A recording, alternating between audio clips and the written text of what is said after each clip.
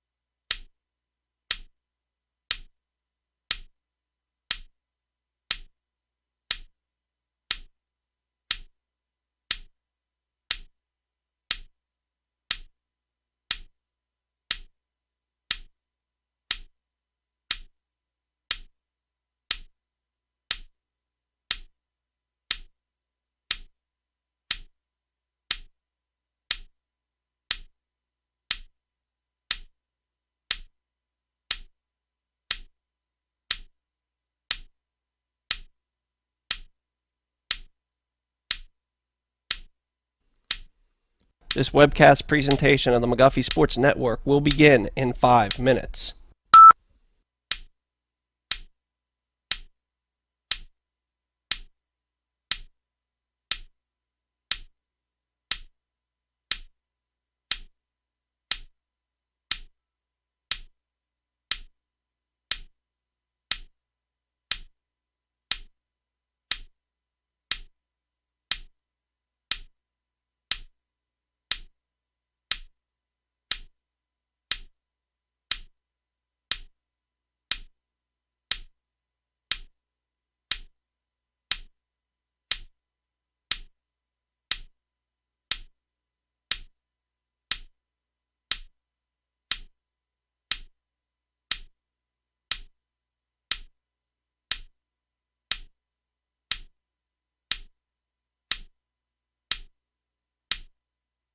This webcast presentation of the McGuffey Sports Network will begin in 4 minutes.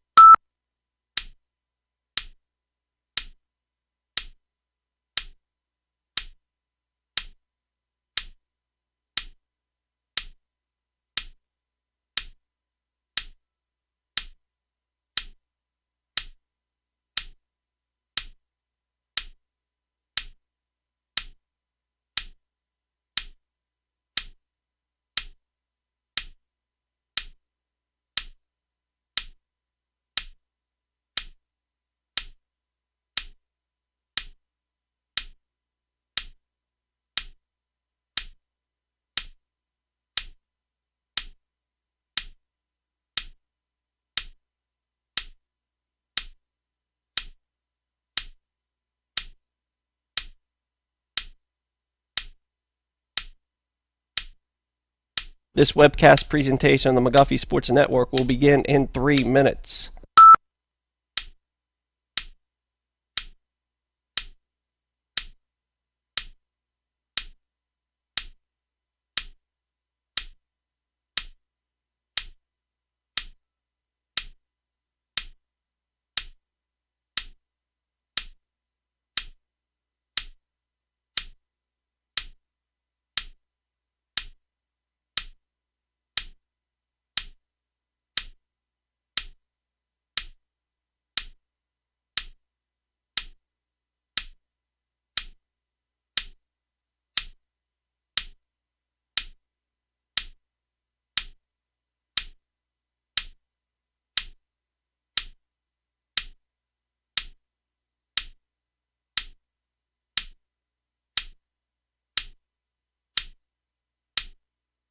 This webcast presentation of the McGuffey Sports Network will begin in 2 minutes.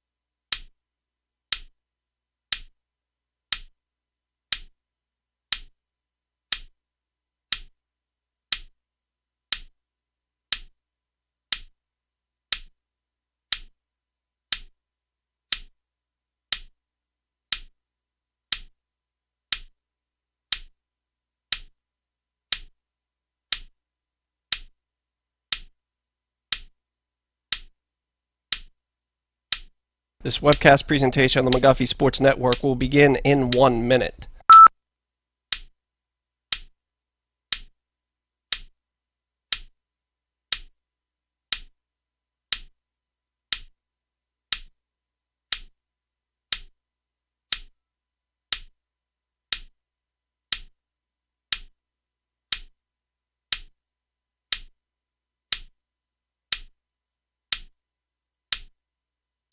This webcast presentation on the McGuffey Sports Network will begin in 30 seconds.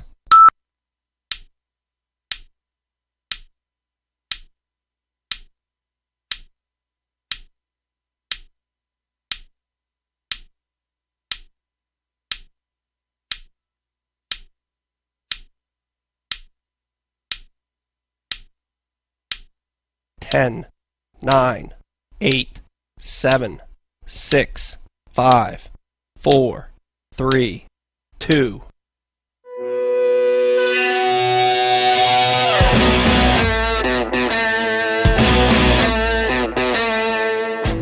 This is the Trib Live High School Sports Network, the official streaming partner of the WPIAL, featuring exclusive coverage of all playoffs and championships. Stretching across 10 counties, 2,000 broadcasts a year, live and forever archived. Trib, hssn.triblive.com. You are listening to the McGuffey Sports Network, the voice of the Highlanders.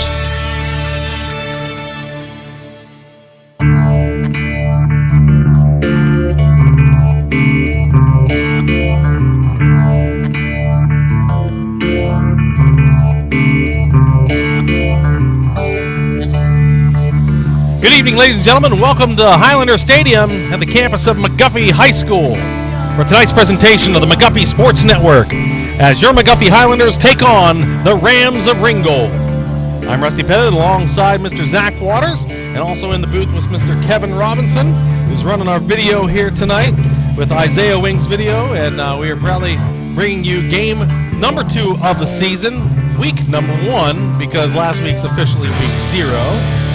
But McGuffey off to a great start last week with a win over a non-conference rival, I almost say, the way that those matchups have gone. I'd say like a lot of times in WPIAL, unless you're in the same conference, not really a rivalry. But I'd say that McGuffey and Southmoreland have kind of developed a little bit of a back-and-forth rivalry over the last handful of years. So McGuffey getting the better end of the Scotties last week and look to carry that momentum over to a 4A matchup this week against the Ringgold Rams. And we talked last week, and I mistakenly said that all of their non-conference games were up a class into 3A with Southmoreland, Mount Pleasant, but actually Ringgold is a Class 4A team, and they come down I-70 to take on the McGuffey Highlanders tonight, looking to get themselves in the win column. They have one loss on the season. They took one on the chin to Elizabeth Forward last week, so they're looking to bounce back. So McGuffey's going to find a hungry opponent this week in Ringgold. And I mean, they're definitely playing up to beyond their standard. McGuffey being 2A, as you said, Ringgold being 4A.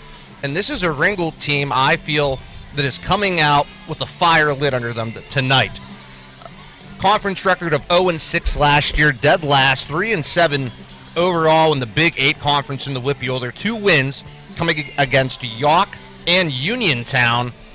And I think there might have been one more on there, South Allegheny. So they're definitely trying to rewrite a better story than last season, but obviously Highlanders head coach Ed Dalton sees something with a 4A opponent and maybe looks to see the type of caliber football here in 4A that you might see in some of these 2A schools as the season progresses on. Yeah, and I love these I-70 matchups. I mean, this is a team that we don't get to see very often in Ringgold, being that they're 4A, and McGuffey playing 2A this year after the realignment. We don't see the Rams that often. It's going to have to be these odd years where they can put a non-conference thing together, but these schools are not that far apart. It's kind of like, you've got a matchup like there are some in-conference matchups between Wash High, Charleroi. Ringgold's right in that same area, all the way from basically from here to Greensburg. There's tons of schools, and it's really awesome when these teams get to play each other, and I'm looking forward to tonight. Tonight should be another awesome night. Weather-wise, it is perfect. It's a little bit warm. But we had the threat of rain last week. This week, right now, it's beautiful out here in Claysville. Yeah, sunny skies, 81 degrees right now, light wind out of the southwest blowing. That will probably not play a huge factor in tonight's game, but overall, a great night. The rest of the season kicking off all the way around the WPIAL this evening, so hopefully we'll be able to get you some scores here and there if we can from a couple of other teams playing around the county. But, welcome to the official start of the football season. Yeah, last week, week 0, this week, week 1. McGuffey looking to go 2-0 on the year. And just to give you a heads up, if you're listening to us, you're familiar with our website, McGuffeysports.com. And we've always had the Listen Live link right on the left side of the page. You can also always find it on the Trib Live Sports Network, the Trib Live High School Sports Network, rather. On their scoreboard page, there's always a link there for the audio. But now, as I mentioned, we are happy to bring you video coverage all season long this week, courtesy of Mr. Kevin Robinson with Isaiah Wings Video. And the link that is on the right side of the homepage that says Watch Live And you see it there. It says this week it says football Ringgold at McGuffey. Friday night, 6:30 start time is our broadcast. Of course, kickoff is at 7. All you have to do is click on that camera, and it'll take you to the page with the video link, and you can watch and listen to us all game long. Kevin's done an awesome job, not only with the video, but also giving us some really cool features with instant replay as well. So it's an awesome tool to add, and we're happy to bring that to you to up our level of broadcast here at the McGuffey Sports Network. So, yeah, you can go to McGuffeysports.com and either listen. If you're driving, listen. Don't watch.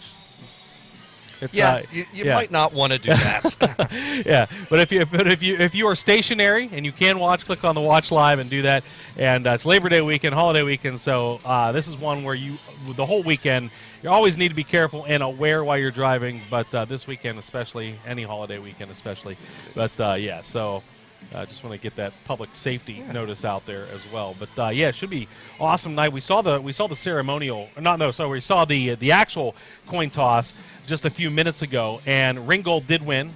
They're going to receive the opening kickoff, and they will be moving from right to left as we face the field here. McGuffey will be defending the end zone down to our left, and they'll get the ball just like last week. They'll get the ball in the second half to start things off, and that paid dividends for them last week. They got off to an awesome start.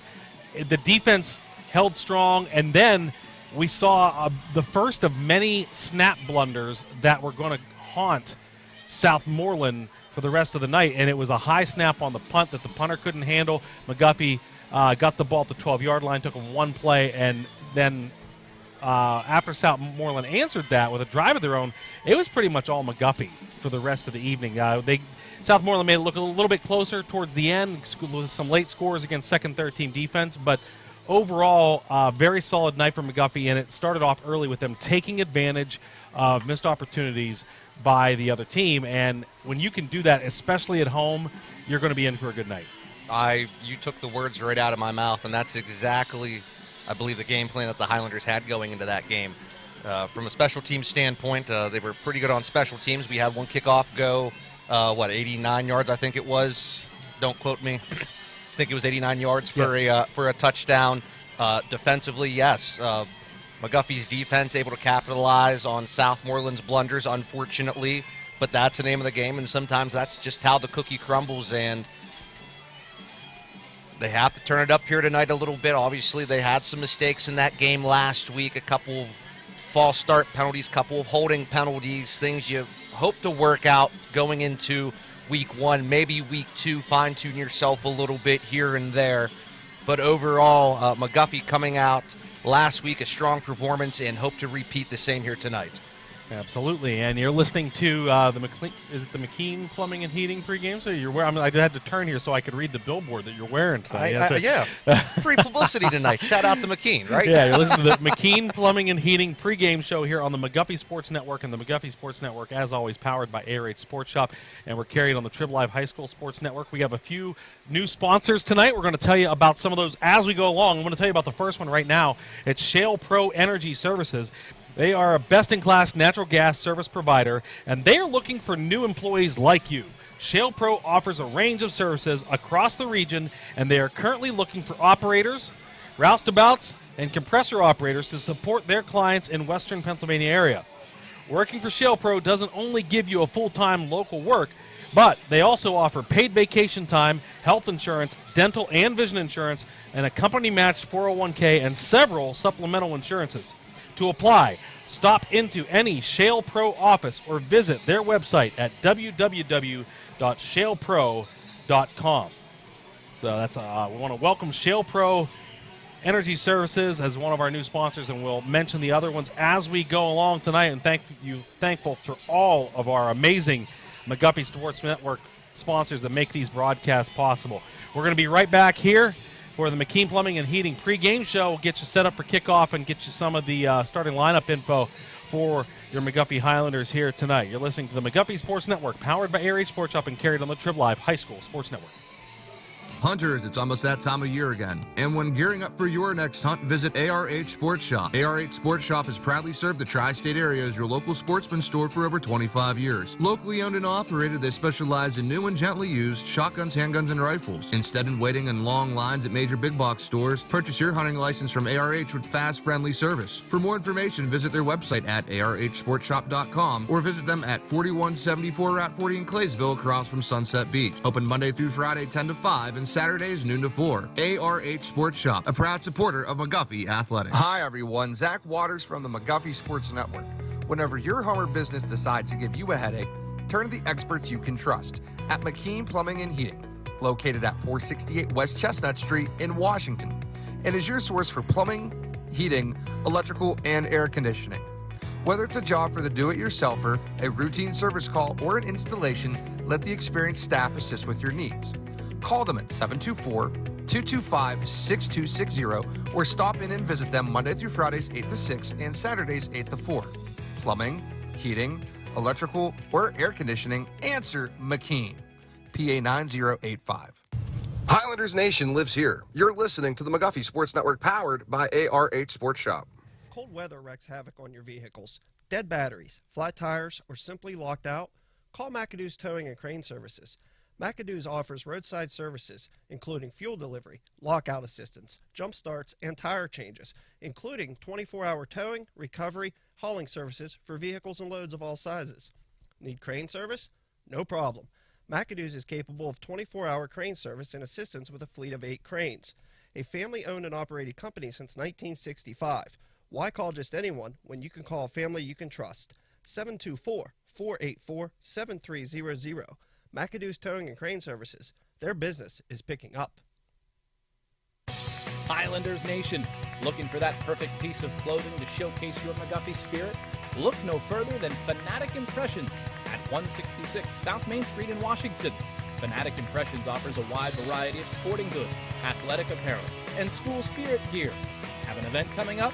Fanatic Impressions offers custom bulk screen printing and promotional product printing to help make your team, event, wedding, or business all the more personal.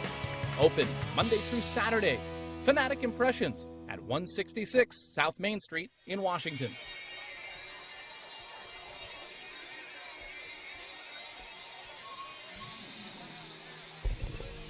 Welcome.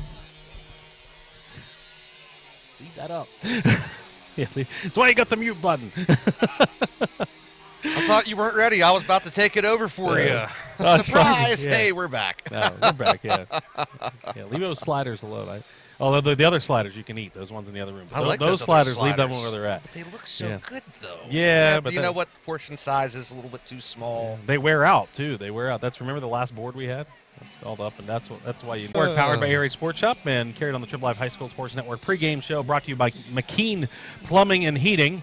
And we are getting ready for your McGuffey Highlanders taking on the Ringgold Rams, Class 4A. And Ringgold, as we mentioned, they got off to a rough start last week. They took on Elizabeth Ford. Elizabeth Ford's pretty solid, and they have been for a while. So that doesn't really tell us a lot because, you know, they've been pretty good for quite a while now.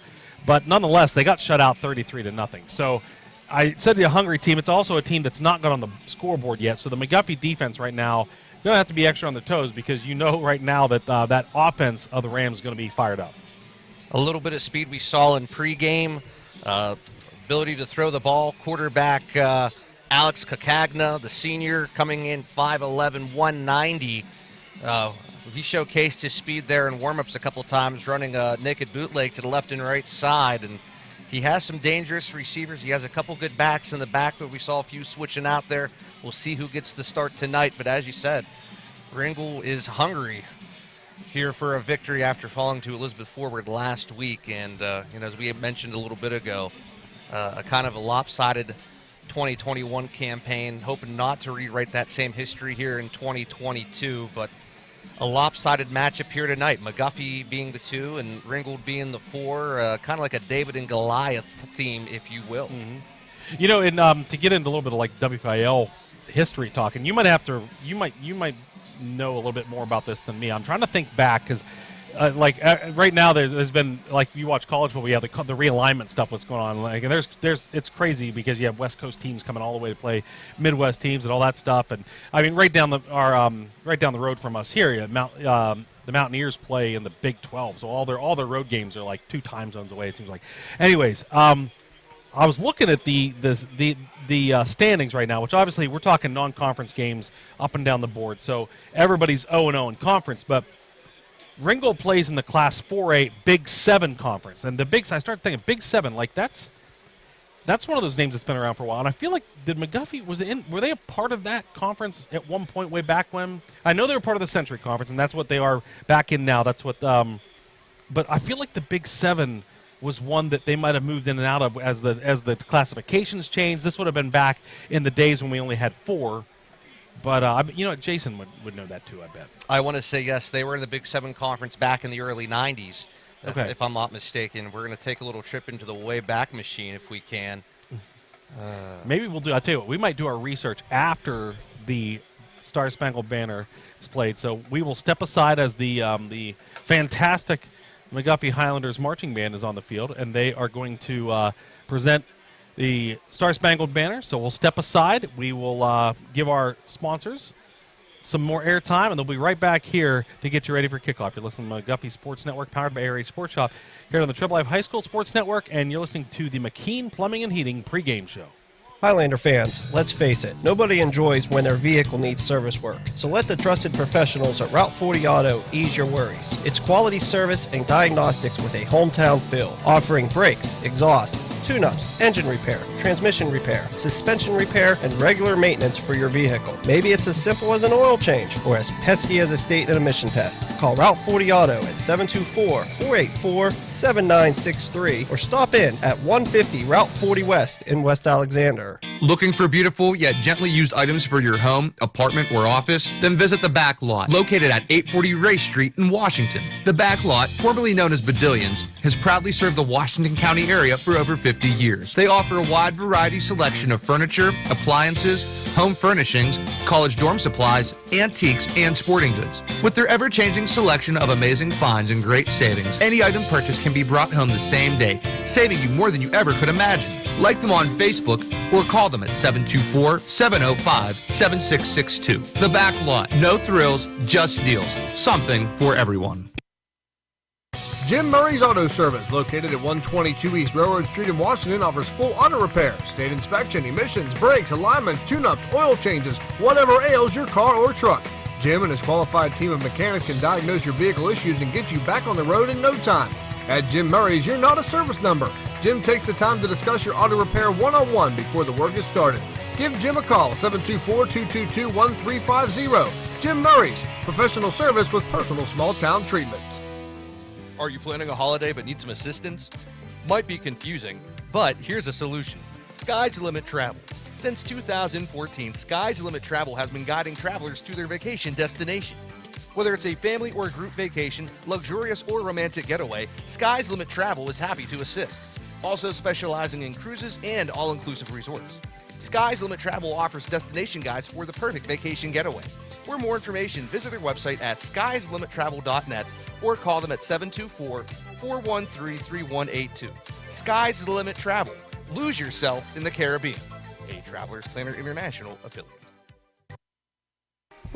Welcome back to Highlander Stadium, and we're then playing the McGuffey alma mater right now. The McGuffey Marching Band, and they'll be presenting at halftime as well. I didn't see if the Ringgold Band made it or not, made the trip down. There is a great crowd on hand. I know Kevin had kind of panned the camera back and forth when we first went on the air tonight. But yeah, it's always a great McGuffey crowd at home, but I think a lot of the Ringgold faithful made their way down I-70 as well. Once again, if you are listening to us, of course, you know where the links are. McGuffeysports.com is the website. You can listen live, as always. That's on the left side of the page. But now go to the right side of the page, and you'll see the big camera that says Watch Live, and you can click on that. All you have to do is click on that banner, and it will take you to the live video and audio feed, and you can watch the game along with it and listen to the audio as well. Of course, we're always on the Triple Live High School Sports Network, so you can find the links there for both the audio and video as well. So we were talking about conference history, and I know you were doing some research during the break. Did you find anything? I really hate to have to ask Jason. I don't want to ask Jason I know. either. I feel like he's gonna have the answer like in like 2 seconds, and then he'll show off. And then he makes us look bad. He promotes himself. We're not talking about our Jason like that. Yeah, we would never do anything to. That's right. No, he does. He remembers that stuff. He remembers it very quickly. He always remembers the McGuffey sports history, which is awesome. But yeah, tonight Ringgold. Rams, they are wearing their road whites. We'll see them here in a little bit. McGuffey, the one thing we didn't talk about yet, and I meant to say, they were very gracious tonight. Last week they wore those new camo jerseys, which was very hard to see the numbers. Tonight they are back to the solid navy blue jerseys with the white numbers, and it couldn't make me happier. Makes me happy, too. I better not mess up the numbers now, though, because they made it about as easy as possible. Ringgold Rams, their head coach is Marcus McCullough. His assistants are Ed Jenkins, Mark Adams, Cedric Lloyd, Mike Bundy, Don Skunda, Chris Hooper, Greg Levander, Randy Simcoe, and Jason Briscoe. Athletic director for Ringgold is Wesley Seco. And, of course, are the McGuffey Highlanders, coached by head coach Ed Dalton. And we were talking off the air, just a lot of different things about Ed and how he's been doing this so long. There's not a lot of things that would be new to Ed at this point as far as situations and circumstances he can find himself in. You talked last week about how the different ways he can motivate his players and stuff like that. But yeah, he obviously, the one thing that I will you got to give Ed and his coaching staff credit for last week, and I'll go through the rest of the staff here in a minute. But we talked a lot about the miscues by Southmoreland. We should compliment McGuffey that for the first game of the season, they did not have nearly as many glaring miscues, which normally for both teams you had that. Now, we did see a lot of laundry on the field last week. There were a ton of flags. That always happens, especially early on in the season. But I'd say he had this team about as prepared as you could for a Week 0 game. I couldn't agree more with that statement. They came out fundamentally sound. I think that was what was key. They were having fun. Obviously, there had to be some jitters, I feel, in that Week 0 game because it's counting towards your overall record. I mean, it's still, in everyone's eyes, scrimmage, but you're kind of throwing all the different ins and outs of a scrimmage out of it. And I mean, you're playing for real, obviously. And yeah, there were a couple miscues, a lot of laundry, as you said. Yeah. But in terms of readiness, Highlanders head coach Ed Dalton, always on top of his game when it comes to readiness. Yep. You know, practices are always difficult. He challenges each and every single player. It doesn't matter if you're first or third string. He wants his players to be in top-notch condition, and he wants them to be fundamentally sound when it comes to running these plays. And even if it's Scout O or Scout D, you know, even as a starter my senior year, there was a few times where I would flip on the opposite side of the ball and I would scout the opposing team's offense or defense just to give our guys a better look at times. I mean, I was a 2-year starter, which was fantastic, but I mean, sometimes you have to know your part, you know your role, and I mean, everyone has a big part on this team. You're together as one and you're united, and you know, it's come to show here, and hopefully they showcase themselves here tonight, and they play a fantastic game against a Quad A cross-county opponent, and they make themselves known. They do. And he is assisted by John Leisure, Scott McEwen, Nate Perry, Jeremy Fisher, Justin Wise, Mike Vatigani, Sean Phillips, Patrick Frey, and Jared Johnson. And it is youth night tonight here at Highlander Stadium for the cheerleaders. And so we have all the youth football cheerleaders out there along with the high school cheerleaders, which is awesome. My daughter cheers in youth football where we're at. We live up in the West Allegheny School District, and so it's our favorite thing. So it's fun to see these girls out there because it makes me think of my middle one. But she's, we'll be up at Seneca Valley tomorrow. Ooh. Yeah, last year it rained the entire day there, so I'm hoping that we're a little luckier this time. That's all I remember about that field was being soaked the entire day. At Seneca Valley? Yeah, it was, but it wasn't at the high school. It was up Cranberry Township area, but there's a huge park that's up there, and there's all kinds of stuff. It's just this park keeps going on and on and on, and the very back that's where the football fields are. As your McGuffey Highlanders take the field here, you can see they're wearing the navy blue jerseys, the gold pants, the gold helmet, so very much the Notre Dame look here tonight at home, and I do love those white numbers because they are much easier to see from up here in the booth. So they're not blending in like they were last week. But you know what? I give us some credits. Yeah. It was very hard with the camo jerseys there last week. It was, but we did it. We did it. We were troopers, right? Yeah, we rose above and we overcame. Kind of. It was a work in progress. But Ringgold tonight, you see them across the field there wearing the road whites. They've got the navy blue numbers and letters on the uniforms with the navy blue helmets with gold stripes down the middle. The Ringgold Rams. Kind of an L.A. Ram look to it, right? With the blue and gold. With the Ram not logos. L.A. No. We're going to the way back, the St. Louis Rams, if anybody can remember the days. Did they change the gold? They went back to the traditional. The yellow. The yellow. Right, they did. Yeah, it's more blue the and Vegas. yellow. That's more of the Vegas gold, isn't it? Yeah. And now it's some type of. Yeah. I don't know. I don't like change. I don't know if they call it. I think. Well, I don't even know if that's Vegas gold. Vegas gold's what the Penguins used when they had those years, like when they won the like all the way up to 2016. That type of gold, that shade of gold. Very similar, and which is very actually the Vegas gold's what pretty much the color that similar to what McGuffey's helmet is. Which is also the same color as Bell Vernon's turf. I think their whole turf is like that. The only turf I feel in the PIAA that is all Vegas gold. Wow. But it's two-tone, kind of how like McGuffey's is, like the matte gray and the flat gray. Yeah. It's unique. Even in college, you think Boise State and the Smurf turf. Yeah. Who's the one? So one of the schools has the bright red turf as well. Mm-hmm. And you'll see the ceremonial coin toss now. As we told you, Ringgold will be receiving the kick. So the captains for both teams heading out there. Try to get you the numbers here for Ringgold because we've given you McGuffey, and we'll get you those ones too. But trying to, who's on there? 27, 44, 50, 55. Yeah. So we've got Maddox Sukol, Kevin Willis, Zach Cheplik, and Jerry Meese. And Ringgold has won the coin toss, as we stated. They did in the pregame. They win the coin toss. They elect to receive.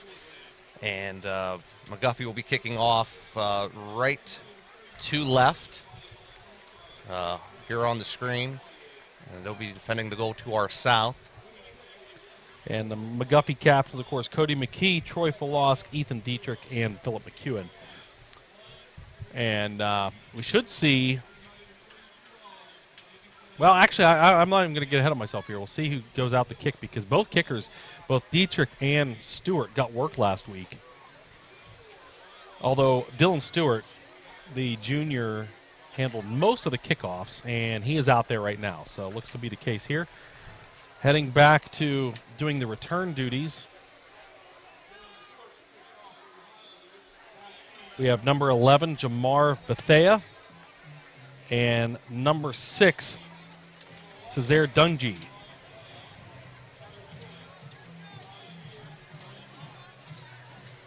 Dungy's on the right hash, and Bethea on the left hash.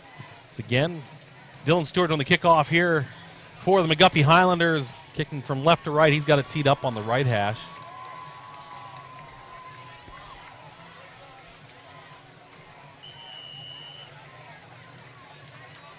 Stewart's run up and the kick, end over end, heading right towards Bethea. And he's got it at the 5, over the 10, 15, 20. Got some room, gets across the 30. Now he's the 35, the 40. He's going to get past Stewart, and Bethea is going to take it all the way. Maybe Stewart trying to catch up to him, and he can't. Bethea dives into the end zone. Are they saying he went out of bounds? Where's the official? Yeah, okay, touchdown. I didn't see the official signal, but wow. On a 95-yard touchdown return, Bethea gets Ringgold on the board for their first score of the season. And just like that, it's 6-0 Rams. Took a mere 15 seconds off the clock for Ringgold to strike, and there you see him. He breaks through a hole there on the right side, and he takes the numbers all the way down. And you got to give some credit to Dylan Stewart. He was hanging there right with him, but he makes a diving effort at the pylon, and Ringgold out to an early lead as they come on for the point after attempt. Marlis Johnson doing the kicking for the Rams. Sorry, that's not the correct number. That's 91. And that kick is up and good. I'll give you that number here. That's Abigail Whaley, female kicker tonight. Abigail Whaley gets the extra point. So with 15 seconds gone, Ringgold up 7-0 right back here for the next kickoff, and McGuffey will try to answer. You're listening to McGuffey Sports Network, powered by Air 8 Sports Shop, carried on the Triple Live High School Sports Network. Looking to earn fast cash for scrap metal and vehicles? Brookman Iron and Metals will pay you top dollar for unwanted scrap metal or junk cars. Since 1931, Brookman Iron and Metals has offered the highest market prices for scrap metal, from iron to brass to vehicles. Looking to recycle? Their local family-owned company will take any recyclable metal off your hands. In addition, you have easy access to their clean location to recycle without a hassle. Don't let recyclable metal materials take up your much-needed space. Use a roll-off container from Brookman Iron and Metals to provide you with a convenient solution for your recycling needs. Brookman Iron and Metals, located at 4 Race Street in Washington, 724-222-4260. Welcome back here. So lightning strikes fast for Ringgold. They're returning the opening kickoff back with 84-yard kickoff return by Bethea. So doing the kickoff duties here, we have a different number. No, that is Abigail again. That's Abigail Whaley, end over end. This one deep. It's going to be taken by Dietrich at the 10, 15, 20. Ethan Dietrich, 25, 30, and gets tripped up as he crosses the 30-yard line, stretches out to about the 34. That'll be where McGuffey takes over on their first offensive possession. And they'll look to answer here to try to get some points of their own. Obviously a miscue on that opening kickoff, but the Highlanders offense ready to roll. They take over 1st and 10 at their own 33. Philip McEwen will be under center here in the triple option. Start things off. Travis White lines up wide to the left side as a lone wide receiver. Everybody else is in tight. Gonna pitch it. Brookman, left side, up the middle now. Breaks one tackle, gets across the 40, out to about the 41-yard line. That's a gain of 7 on first down. That'll bring up 2nd down and 3. Kyle Brookman with the first carry of the game for the Highlanders. He runs into a little bit of traffic as he crossed the 40-yard line, and one of the guys meeting him there at the 41, number 55, Zach Cheplick, one of the guys there on the stop for the Rams, but a good chunk of real estate earned by the McGuffey ground game. 2nd down and 3. Tight set here again for the Highlanders.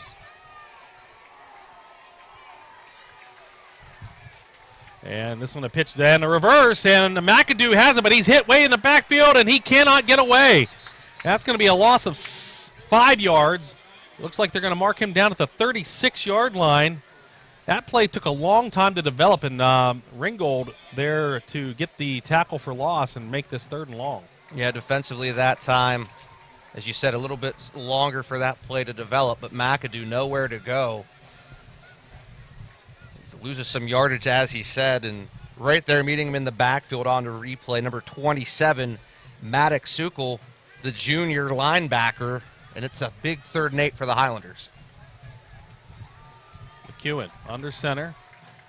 Sends a man in motion. It's Brookman, jet sweep. He's left side. He's around and got the first down. 45-50, and he's still on his feet as he gets out of bounds across midfield around the 46-yard line of Ringgold. So excellent call on that jet sweep to get Brookman in motion, and he hit that corner on the left side pretty quickly. And he's pretty notorious for hitting those corners on the fast side, and he found a break there on the hash marks, and he gets the first down as he crossed midfield. So McGuffey now entering Ringgold territory for the first time in this game. 10:27 left to go here in the first, and the Highlanders are on the move. Tristan McAdoo splits out wide to the right side. McEwen under center. Gets it. Pitches this time to Dietrich, and he's going to cut up the middle again. Gets across the 45 for a gain of a few. Going to mark him down at the 43-yard line. That's a pickup of 3. And it'll bring up 2nd down and 7 for McGuffey. Yeah, the linebacking core of Ringgold trying to show McGuffey that they know they're going to be running up the middle. We saw it last week a lot against Southmoreland. That's where they found a lot of success early on in the first half of that game. And Ringgold must have done their homework this past week because they've shut down the middle run so far for this McGuffey offense. McAdoo again goes wide right. That's also Travis White out there with him. So 2 wideouts here to the right side. McEwen under center, 2nd down. And fakes it now. He's going to have to run. There he goes, 40, 35. He's got some room. 30, hits a man at the 25 and falls forward down near the 22-yard line. That was a busted play from the beginning, but you got to credit the senior quarterback there to just take what he could get, and it ended up being a very nice run down near they're going to officially mark him down at the 23-yard line, 1st and 10 McGuffey. And it looked like someone forgot to play, and you see McEwen here on the replay. He sheds one tackler, wide open real estate in front of him. A nice seal-off block there as he cut up midfield by number 54, Tyler Wright, to clear the way. It gets him down inside the 25-yard line, and the Highlanders on the move. Wide to the left this time. They're going to pitch it to Brookman. He's got a hole at the left side, and he's at the 15, stretches out to the 10. He's got another 1st down. It should be 1st down and goal here for the Highlanders. And this ground game is really starting to get some momentum here. That was a huge hole off that left side for Kyle Brookman to run through, and there's going to be a timeout by the Rams. We'll take it with them. We'll be right back here on with 9:03 left in the first quarter. It's Ringgold 7, McGuffey knocking on the door. You're listening to McGuffey Sports Network, powered by ARH Sports Shop, carried on the Trib Live High School Sports Network. Hi, everyone. Zach Waters from the McGuffey Sports Network. Whenever your home or business decides to give you a headache, turn to the experts you can trust at McKean Plumbing and Heating, located at 468 West Chestnut Street in Washington, and is your source for plumbing, heating, electrical, and air conditioning. Whether it's a job for the do-it-yourselfer, a routine service call, or an installation, let the experienced staff assist with your needs. Call them at 724-225-6260 or stop in and visit them Monday through Fridays 8 to 6 and Saturdays 8 to 4. Plumbing, heating, electrical, or air conditioning, answer McKean. PA 9085. I want to welcome another one of our new sponsors. Just came on board in the last couple of days, Chapman Corporation. They are headquartered in Washington, Pennsylvania. Chapman has been providing industrial customers with civil, mechanical, and electrical construction services for 70 years. In addition to their construction skills, they also provide pipe, metal fabrication, as well as engineering capabilities. Chapman Corporation, welcome aboard. Happy to have you as a sponsor. All right, 2 wide right this time again as McEwen under center, 1st down and goal. Man in motion is Dietrich, and rolling right with the option is McEwen. He's going to cut up the field. He's got the touchdown. Out from 10 yards, and McEwen makes that one look easy. He kept it, and McGuffey has answered, and they'll look for the point after attempt to tie things up. Outstanding execution by McEwen, the quarterback. Obviously, he has done his homework in the past. He's able to sell the fake there as we go back to the replay. He's under center, and you see the linebackers are stacking the right side. Sends a man in motion, fakes the up. He has a man to the outside. He thinks about pitching it. He sees a gap open in the middle, and he waltzes in for 6.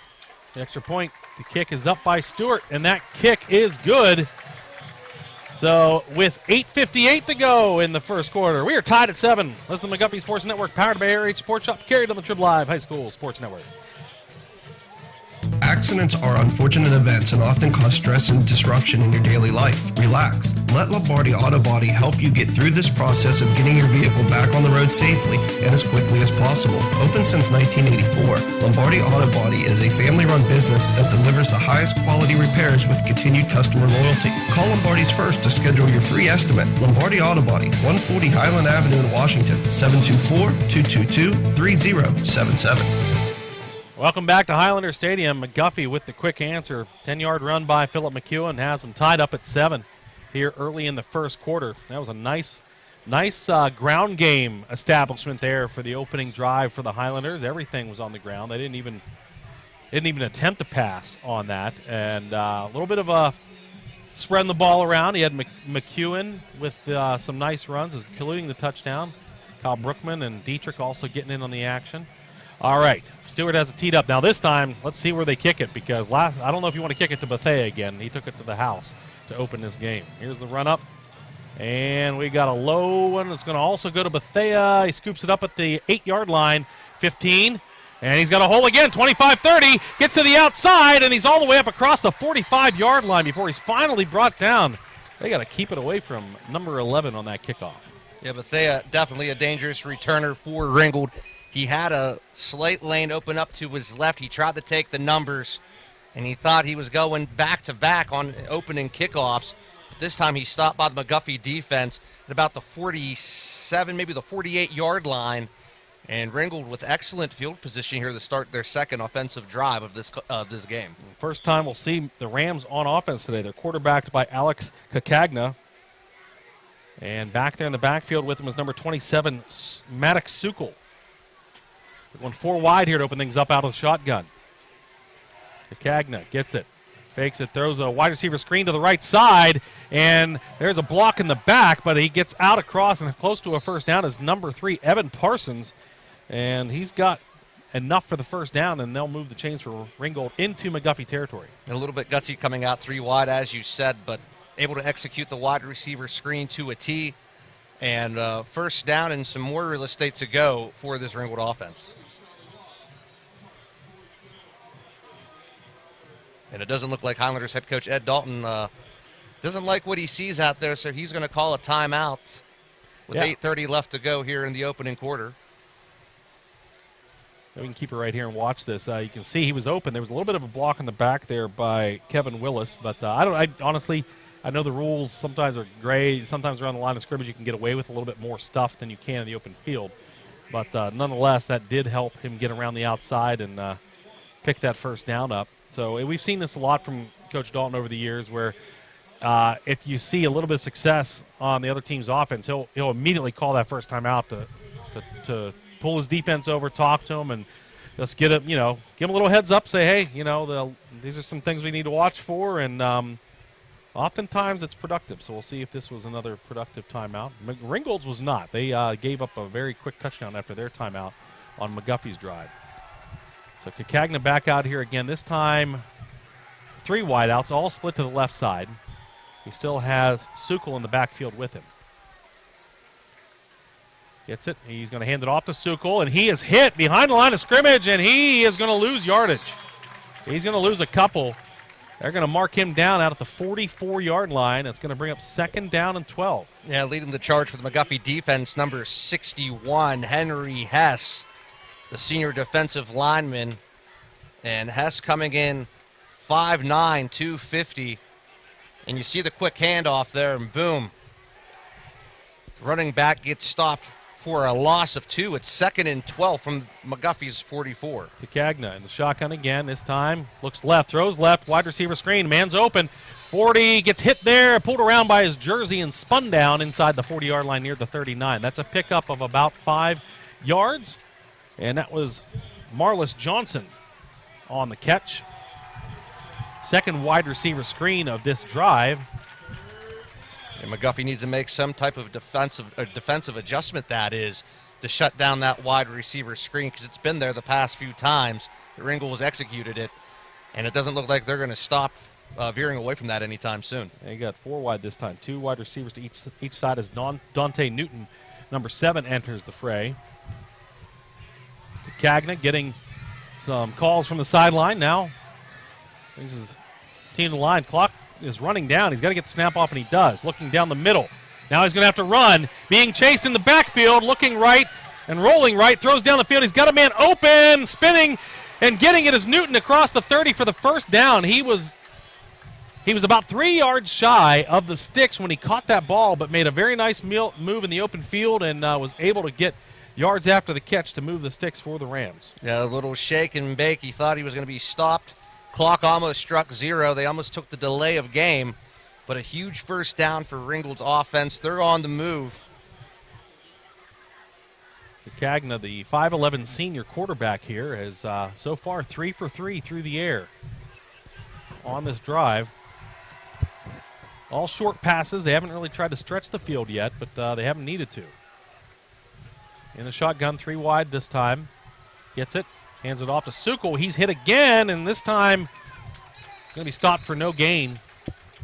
Maybe they'll give him one down to the 27-yard line. It'll bring up 2nd down and 9. Reno Presto on to stop for the Highlanders that time. Again, McGuffey shutting down the inside run early on, forcing Ringgold to pass, which has been their strong point here in the first quarter of play. 2nd down and 9. 4 wide again, 2 wide receivers split to each side. Cagna again looks to the sideline to get his marching orders. Now back to line of scrimmage. 5 on the play clock. Gets the snap off. Looks right again. Pump fakes. He's hitting the backfield. Gets away. Now rolling. He's going to be brought down for the sack. Eventually, they're back at the 31-yard line. And was that Morgan Shriver on the tackle? Saw him in there. I believe that was Shriver on the tackle. Yes, number 50. He's 28. I'm sorry. Sure. No, I saw 50. Okay. Logan Smith. Smith on there. All right. Who was leading the charge on that, and it looks like Ringgold was going for a little shuffle pass inside. That was Shriver. Yeah. And everything just kind of went haywire, and you see the quarterback, Cagna, get flustered, and he rolls to his left, runs into a wall of nothing but blue and gold. Shriver with the 4-yard sack there, and now it's 3rd and 13. Cagna looking down the field. Now he's going to run with it. Across the 30, gets hit. Ooh. And he is going to get back. They get that 4 yards back, but it's going to be 4th down and 9. Once again, they're at the 27. And Cagna just gets drilled as he gets back to the original line of scrimmage. Sees a pocket, decides to run, and then coming in from the left side out of nowhere, Logan Smith with a huge tackle for McGuffey. It looked like there was another linebacker on there. I believe it was Dietrich as well, but Ringgold now faced with a 4th and 9 at McGuffey's 27. They're going to elect to go for it. Play clock down to 7 seconds here. Cagna in the shotgun again. 4th down and 9. Looking left. Throws left. Got a man. 1st down at the 20. And he's inside the 15. Still on his feet. Inside the 10. And it'll be 1st and goal. Kevin Willis, the tight end, catches that one and made some moves to get extra yardage. And Ringgold is now set up at the 7-yard line. Yeah, what a gamble by Ringgold that time. Electing to go for it on a 4th and long. And they successfully get the 1st down. They're inside the red zone. So 1st and goal for Ringgold at the 12. Cagna. The 8. 1st down and goal. Under 4 minutes to play here in the opening quarter. We're tied at 7. 3 wide out split to the top of your screen. 1 to the short side on the left. He's going to hand off to Sukol. Tries the right side. He's hit from behind. And he might have lost yardage again. He's back. They're going to mark him down at the 8. That's a loss of 1. It'll bring up 2nd down and goal. Nowhere to run and nowhere to hide. This McGuffey defense on the run right now. They've been able to execute shutting down the run and Sukol. But they need to find a way to fine-tune their pass defense against this high-powered Ringgold offense. Cagna this time has Keyshawn Goggins in the backfield with him now as a tailback. And he's going to look to him. No, now he keeps it, and he's going to throw it out in the flat, and there's incomplete. He kind of just threw that away. He did have a wide receiver out there in the vicinity, so no intentional grounding, but that was a busted play from the beginning. It looked like he wanted to go to Goggins on that quick screen, but then there was nothing there, and he was forced to throw it away as there was pressure. And coming in from the left side was Nate Romastan, who was just a little bit short of picking that ball off at the pylon. And it looks like a timeout's going to be taken, and I guess we'll take one there with them. We will. We'll be right back here on the McGuffey Sports Network, powered by ARH Sports Shop and carried on the Trib Live High School Sports Network. Alexis Family Dentistry is a full-service general dental practice offering comprehensive dental health care service in a friendly, relaxed atmosphere. Dr. Alexis, a McGuffey graduate, is inspired to make patients her priority by working together for your healthier smile. Her goal is to help you relax and address all your questions and concerns. Your individual treatment plan is crafted to fulfill all your dental health needs and to reach your goals for a beautiful and healthy smile. Call Dr. Alexis today at 724-470-9750 to schedule your appointment. Dr. Alexis, a proud Highlander supporter. Welcome back here to the Highlander Stadium. It's 7-7. Ringgold now knocking on the door. 3rd down and goal from the 8-yard line. And McGuffey called that timeout, so they have 1 remaining in the half. Ringgold has used one of theirs. Cagna will come out in the shotgun again. Goggins to his left. And wide receivers, two of them split to each side. The spread look that they've had most of this drive. Snap. Cagna has it, looking right, and he's being chased again. He's sacked in the backfield again. This time it is Logan Smith, and he's got him at the 15-yard line. Knick-knack, paddywhack, give that dog a bone. Smith has just been on fire here in this first quarter, and he's been making Cagna dance there in the backfield. And now Ringgold coming on for a field goal attempt here with 2:35 to go. 4th and 15. 32-yard attempt here for Abigail Whaley. Snap is down. The kick is up. It's long enough. And that kick is no good. It was wide to the left. So she had the leg, but missed wide left. So McGuffey dodges the bullet there. And they will take over for their second offensive possession. And that's what you call the bend but don't break defense right there. They gave up a lot of yardage. Once again, a great kickoff return by Ringgold, setting them up with excellent field position. But the McGuffey defense stood tough when they needed to. They had 2 sacks on that drive, one by Shriver and that last one by Smith was huge. And McGuffey takes over at their own 15-yard. Actually, no, they marked this out at the 20 on the missed field goal. We'll have to wait for the chains to get set. And that's what they're telling them. Brookman, they fake it to him. Rolling right is McEwen. He's looking downfield. Now he's going to be hit from behind and dropped at the 18-yard line. So he is sacked. Ringgold gets their first sack of the game. It'll actually be a loss of 1. They'll mark him down at the 19. That'll bring up 2nd down and 11. Just had nowhere to go with that ball, and the pressure in the pocket just kind of collapsed on him. He had nowhere to go. He tried to scramble a little bit. Takes a loss of 2, which isn't terrible. But from a defensive standpoint for Ringgold, they had all the receivers covered. They dropped back in the coverage just the way you'd want them to. 2nd down and 11. Snap. They pitch it inside reverse here. It's Dietrich. 20, 25, still on his feet. Across the 30 for the first down. He's out to the 31-yard line. Nice move there. Good patience there by Ethan Dietrich as he just kind of hesitated until that hole could open up. And actually, they're going to mark him down at the 32-yard line for the first down. Great trap play. Outstanding block, sealing the way for McGuffey that time. Number 79, Cody McKee, with a critical block that opened up that hole. And a huge first down for McGuffey.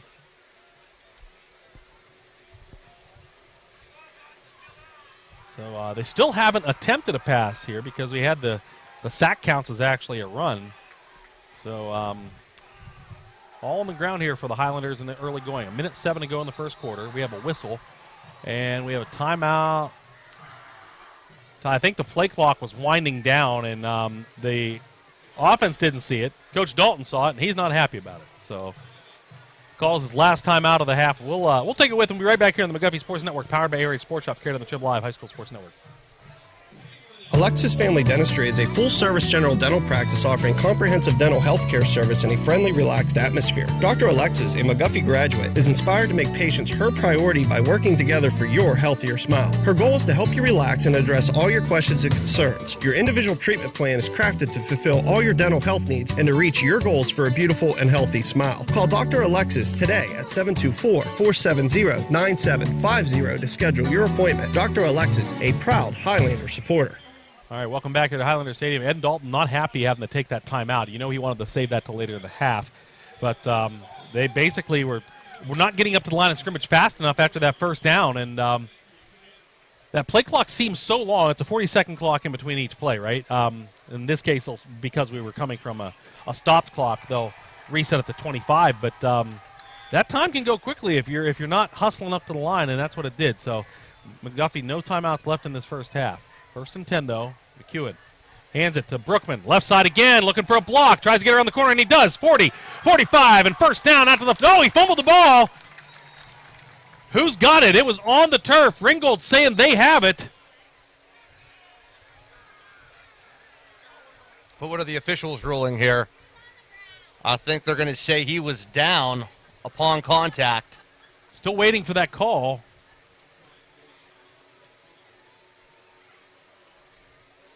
You go back to the replay. Brookman had The a officials talking about it with him. huge hold. A nice block there by McAdoo on the outside, allowing Brookman to cut on the inside. He gets tripped up right as he crosses the 35, right at the 34. Oh, so it is a fumble, and Ringgold is going to get the ball. There was a penalty on the play. It was a holding call on McGuffey, so that penalty is declined by Ringgold, and they are set up again in excellent field position after the McGuffey turnover at the 44-yard line of the Highlanders. Yeah, you see the momentum quickly change that fast, and McGuffey started to have a good thing going there, and a costly penalty and a fumble. Talk about a double whammy. As you said, Ringgold with great field position. They'll take over 1st and 10 at the McGuffey 44. McCagna out here again with 3 wide to the right, 1 here to the left on the near side of the field. Sukol in the backfield with him to his right. Looking to his right, throws to Sukol on the flat. 45 and tripped up right there. Nice open field tackle there by Kyle Brookman. It'll be a gain of a couple. Looks like they'll give him 3 down to the 41-yard line. That'll bring up 2nd down and 7. Yeah, so far we've seen Ringgold go for the wide receiver screen and that quick pass to the outside. McGuffey having a difficult time containing that. It looks like we're going to see Ringgold come out here and send 3 wide to the left. 24 seconds to go. They do have to snap the ball one more time here in this first quarter. McCagna in the shotgun again. Gets the snap, it's high, but he hands it off to Sukol, and he's hitting the backfield again and dropped for a loss. A loss of 2 will put him at the 43-yard line, and when we come back here in the second quarter, they'll be set up for 3rd down and 9. So we will be right back here for second quarter action on the McGuffey Sports Network, powered by AR8 Sports Shop and carried on the Trib Live High School Sports Network. Hi, this is Rusty Pettit with Cruise Planners. We're a full-service travel agency and an American Express travel representative. Whether you're planning a cruise, a vacation to an all-inclusive resort, a destination wedding, a honeymoon, or taking the kids to Disney World, we're here to help you and your family plan your dream vacation. Visit our website, www.rocktheboatcruiseandtravel.com. Call me, Rusty Pettit, at 412-770-6511 or Nancy Fox at 724-255-6329, and let's start planning. Welcome back here, second quarter. We are tied at 7 between McGuffey and Ringgold. McGuffey had the turnover that gave Ringgold the ball inside their own territory, but after a couple plays, it is 3rd down and 9 for the Rams. So I would imagine they will go back to the air. That is where they've had most of their success. In fact, McGuffey has really done an excellent job shutting down that run. They're going to line the ball up here on the right hash. McGuffey's 43.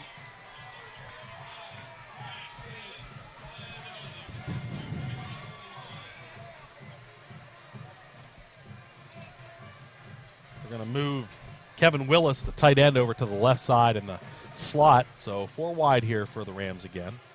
McCagna will be back in the backfield with Sukol once more.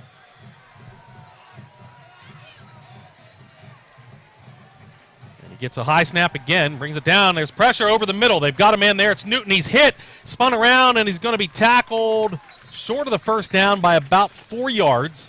You would think this is punting territory for the Rams, but never know. It's non-conference, so once again, we talked about this last week. You'll see teams take some risks that they don't normally take in a conference game. 4th down and 4, and the offense looks like it's staying on the field here for the Rams. McCagna looking over to his sideline for the play. Play clock, plenty of time so far. They're down to 19 seconds, but right now a lot of confusion. Yeah, they're trying to still work some kinks out, it looks like, as McCagna comes set. All right. 3 wide to the top of the field here. 7. I wonder if they're going to take a delayed game. They just seem to be letting this run down. We'll see. Now they snap it. 4th down. Throws over the middle. It's incomplete.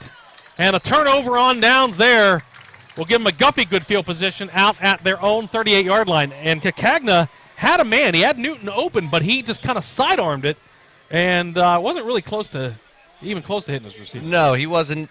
He was in the right ballpark, just not the right vicinity. As you said, Newton came over across, and they got a little sidearm whippy flip there, and unfortunately, Ringgold, they turned the ball over. Now McGuffey takes over at their own 38, hoping to spring some new life here in the second quarter. And shake off at first. Yeah, and a bit of a reprieve. They had the fumble, and now they kind of get the ball in the same situation, or the same part of the field. And we have an official's timeout as the referee is going to come over here and talk to the side official near the McGuffey sideline. What is going on here? Looks like Coach Dalton calling the team over. I'm not sure what the stoppage is about. Neither do I. I didn't see a timeout called by Ringgold. Obviously, McGuffey using all of their timeouts in the first quarter. I honestly don't know. I mean, I don't see... Coach Dalton's doing something, and the official's there with him. I don't know what the holdup is.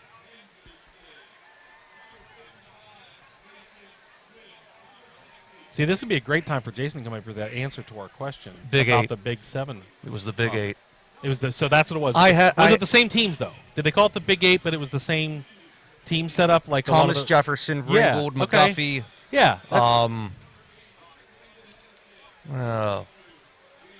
So right now the Big 7, is Thomas Jefferson, Ringgold, McKeesport, Laurel Highlands, Latrobe, Connellsville, and Trinity. So a few of the same teams. Like the TJ, it's that little, Mon Valley area with McKeesport and TJ.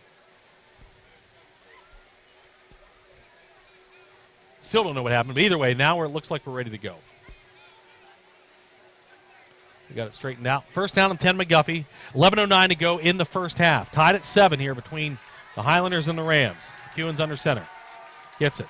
Hands up keeps it. Follows Donnelly up the middle. 40.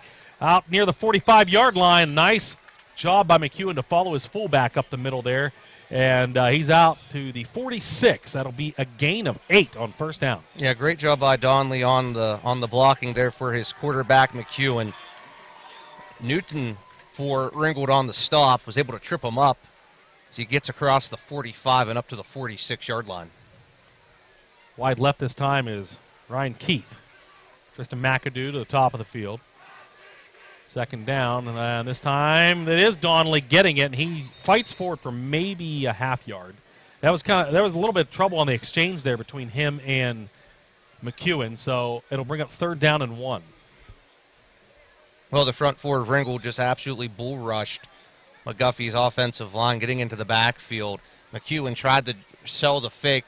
He already had it in the pocket of Donnelly, and he fought for that 1 yard. A third and big 1 for the Highlanders. First down marker at the 48. McEwen under center this time. Oh, pitches it. It's on the ground again. McEwen gets it, but he's going to be tackled for a loss back near the 42-yard line, and that will force the Highlanders to punt, you would think. He wouldn't want to give up that good a field position. You see the punting unit come on for McGuffey, and just a bad snap that time. And yeah, some confusion, too, in the backfield. He pitched that. There were 2 guys there where he tried to pitch it, and the ball pops on the ground. They were fortunate to get that back. So they bring out Connor Crow to do the punting duties. Back deep is number 6, and that... I'll get you a name here for a second. That was, I think... Zaire Dungy. Dungy, yeah.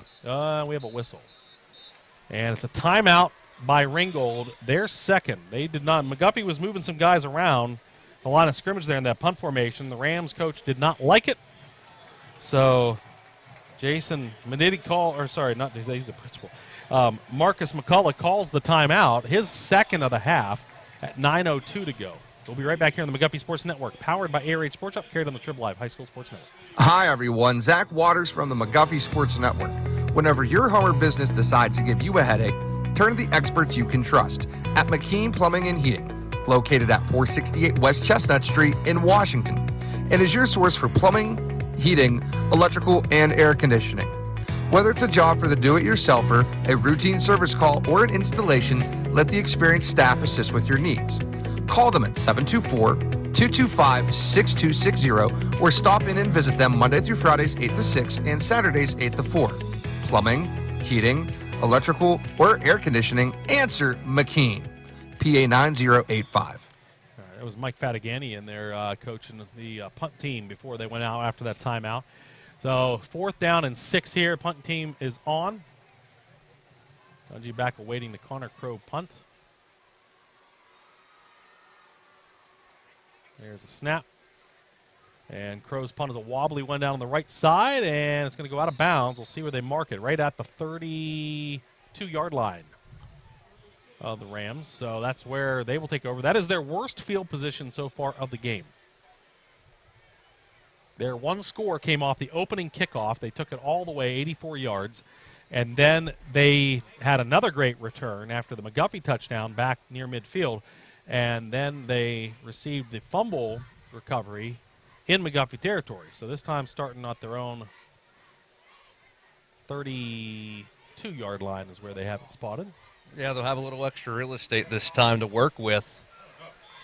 Not terrible field position, but it's okay field position as they come out here with trips to the right.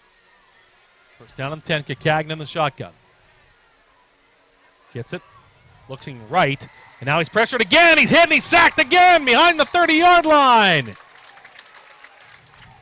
That was Troy Foloskin there on the sack, and that's going to be a loss of 3 back to the 29. Yeah, Foloskin comes firing off on the right side. He's able to shed a defender, as you see it here on the replay, and he finally gets rid of him at the last second. He's able to sack Kicagna. And that front 3 for the Highlanders defense just on fire here in the first half of this game.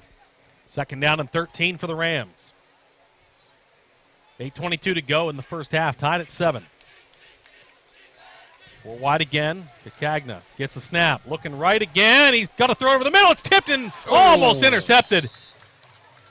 Getting his hand on it was Dietrich, and then McEwen dove in and couldn't quite come up with the ball, but the incompletion will make it 3rd down and 13.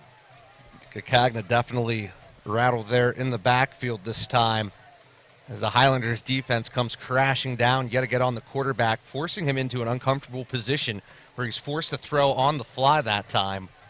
And he kind of throws it out in the no man's land, but almost winds up in the hands of McEwen. But a huge 3rd down here for the Ringgold Rams. 3rd and 13 in the shotgun. Kicagna gets it. Looking left. He's pressured again. Has to roll out. He's got some space. He's going to run, and he's going to get the first down. We had a blindside block there that came in. No flag on the play. It was right near the sticks, but that is going to be enough to move the chains for the Rams. The big run by Kicagna. Yeah, Kicagna was back in the pocket. You see McGuffey puts on an all-out blitz. The linebackers come crashing through. Almost getting a hand on him that time was Smith, but Kicagna points out. And then you just see a blindside block here. It was number 22 that got laid out by for the Highlanders, and that was Dietrich. No call on the blind side, but 1st and 10 for the Rams. They're at their own 44. They're going to hand it off to Sukol up the middle. He's got a bit of a hole, but it closes quickly. Looked like they were finally going to have some success on the ground, but after 2 yards, he runs into a wall, and it'll be 2nd down and 8. You know, we've been saying it all game, but McGuffey getting it done defensively right now, able to shut down the run. Still not completely adjusted here in the first half, but they're still fine-tuning that defense. 2nd down and 8. Ringgold comes out, no huddle, but they take their time, and they've often taken that play clock all the way down. Kevin had mentioned off air, he said how quickly the first quarter went. It's still winding down because they're taking all these play clocks all the way down. It's a snap. Now he's going to run left. He's got a bit of a hole, 50. And now the 45-yard line. He's close to the sticks. He might be about a yard short of the first down. That'll bring up 3rd down and 1 for Ringgold. Yeah, stop short at the 44. Anything up the middle, A, B gap, McGuffey's done a fantastic job of shutting down. Anything C and beyond, McGuffey's struggled to contain to the outside. And Kicagna definitely gambled that time. But a 3rd and short here for the Rams. 4 wide again. Actually 3 wide. They have a tight end lined up close on the right side. And they're going to hand off to Sukol. Oh, he's hit and he's dropped again in the backfield for a loss. This one is a loss of 3 all the way back to the 48. So it'll make Ringgold send out the punting unit for the first time. Yeah, and again, what's happening, you see the 3 defensive linemen for the Highlanders there on the defense. You're seeing the linebackers align right inside that B gap. They're acting as 2 additional defensive linemen as they bring on that blitz. And again, the run has been shut down by McGuffey and the punt unit on for Ringgold. Aiden Wiley doing the punting. I wonder if that is the brother of Abigail Wiley who does the kicking. So he's on to do the punting, and Kyle Brookman back around his own 12-yard line awaiting the punt. Low snap, and it's fumbled on the ground. He gets it. It's up, straight up in the air. It's going to come down, bounce backwards, and touched by Ringgold around the 45. Where do they stop it? It's going to be at about the 46-yard line where the Highlanders are going to take over. That's the official spot. That is a 2-yard punt. Couldn't tell if someone got a hand on it after it was bobbled there by the punter, Wiley. He was lucky to just get a foot on that thing, and honestly probably saved them about 10 or 15 yards by being able to do that, even though the punt only netted 2 yards. I mean, waterproof that chicken and give it a kazoo, because I'll tell you what, that was a duck if I've ever seen one. And we have a timeout on the field that looks like it's taken by Ringgold. So we'll step aside. 7-7, 5:38 to go in the half. You're listening to McGuffey Sports Network, powered by ARH Sports Shop, carried on the Trib Live High School Sports Network. Hunters, it's almost that time of year again. And when gearing up for your next hunt, visit ARH Sports Shop. ARH Sports Shop has proudly served the tri-state area as your local sportsman store for over 25 years. Locally owned and operated, they specialize in new and gently used shotguns, handguns, and rifles. Instead of waiting in long lines at major big box stores, purchase your hunting license from ARH with fast, friendly service. For more information, visit their website at arhsportshop.com or visit them at 4174 Route 40 in Claysville across from Sunset Beach. Open Monday through Friday 10 to 5 and Saturdays noon to 4. ARH Sports Shop, a proud supporter of McGuffey Athletics. Back here at Highlander Stadium, tied at 7. It's McGuffey ball, their own 46-yard line. Out-of-town scoreboard, Waynesburg hosting Jefferson Morgan. They are scoreless in the second quarter. Another Greene County matchup. All right, so this time McAdoo wide at the top of the field. White down here to the short side. McEwen under center. Gets it. Pitches inside to Dietrich again. Oh, he fumbles. It's on the ground again. People scrambling around. McGuffey, may have gotten this back. They had some blue jerseys that dove in there late. McGuffey got it. Wow. They are so fortunate there. That one came right out, skipped right to a Ringgold defender, but he wasn't able to corral it. And a couple guys come in there, Johnny on the spot, didn't see who eventually came out with it. It ends up being a gain of 5. The inside trap reverse again for McGuffey. Proved to be successful last season and this season, but looks like this offense has a little case of the fumbleitis they're trying to overcome here in the first half. But again, 2nd and 5 for this offense is a crest midfield. McEwen under center. Brookman in motion, they give it to him. Whole left side, first down, 45, 40 on his feet. 35, and he's tripped up as he gets down to the 30-yard line. Philip McEwen with the handoff to Brookman on that jet sweep again, and it's been pretty successful so far tonight. Marlis Johnson on the tackle for Ringgold. He was the last line of defense that time, or else that screams 6 for the McGuffey offense. But they're on the move at the Ringgold 30-yard line. Clock inside, 4:40 here to go in the half. And McGuffey trying to put together a touchdown drive here. McEwen under center, first down and 10. Pitches to Brookman again, 30, 25, gets a block. Down near the 20, he's got another Highlander first down. They're trying to go with the hurry up. Johnson on the stop again for Ringgold. And another gain of 10. So the chains are going to move for McGuffey. It seems like within the past few minutes, this McGuffey offense has definitely sparked a new life. Entering the red zone for the second time today. McGuffey, 4 minutes to go in the half. They have no timeouts remaining. McAdoo, the lone wideout, wide to the right. McEwen gets it. This time pitches to Dietrich. He's got a hole. Up the middle to the 15, to the 10. First and goal. He's down inside the 10 near the 6-yard line. It takes 4 defenders to bring him down that time. But Dietrich definitely trying to hammer himself in. And McGuffey still on the move. First and goal from the 6. And just a gaping hole opens up on the right side of that line, Rusty, and the Highlanders definitely took advantage of it on that last play. First down and goal. McEwen under center. Gets it, pitches to Brookman, left side. He's at the 5, pushing forward. He's into the end zone for the touchdown. Kyle Brookman from 6 yards out gives McGuffey the first lead of the day. Whenever you have blocking like that, you got to flip the go and just get yourself into the end zone, and Brookman does that successfully.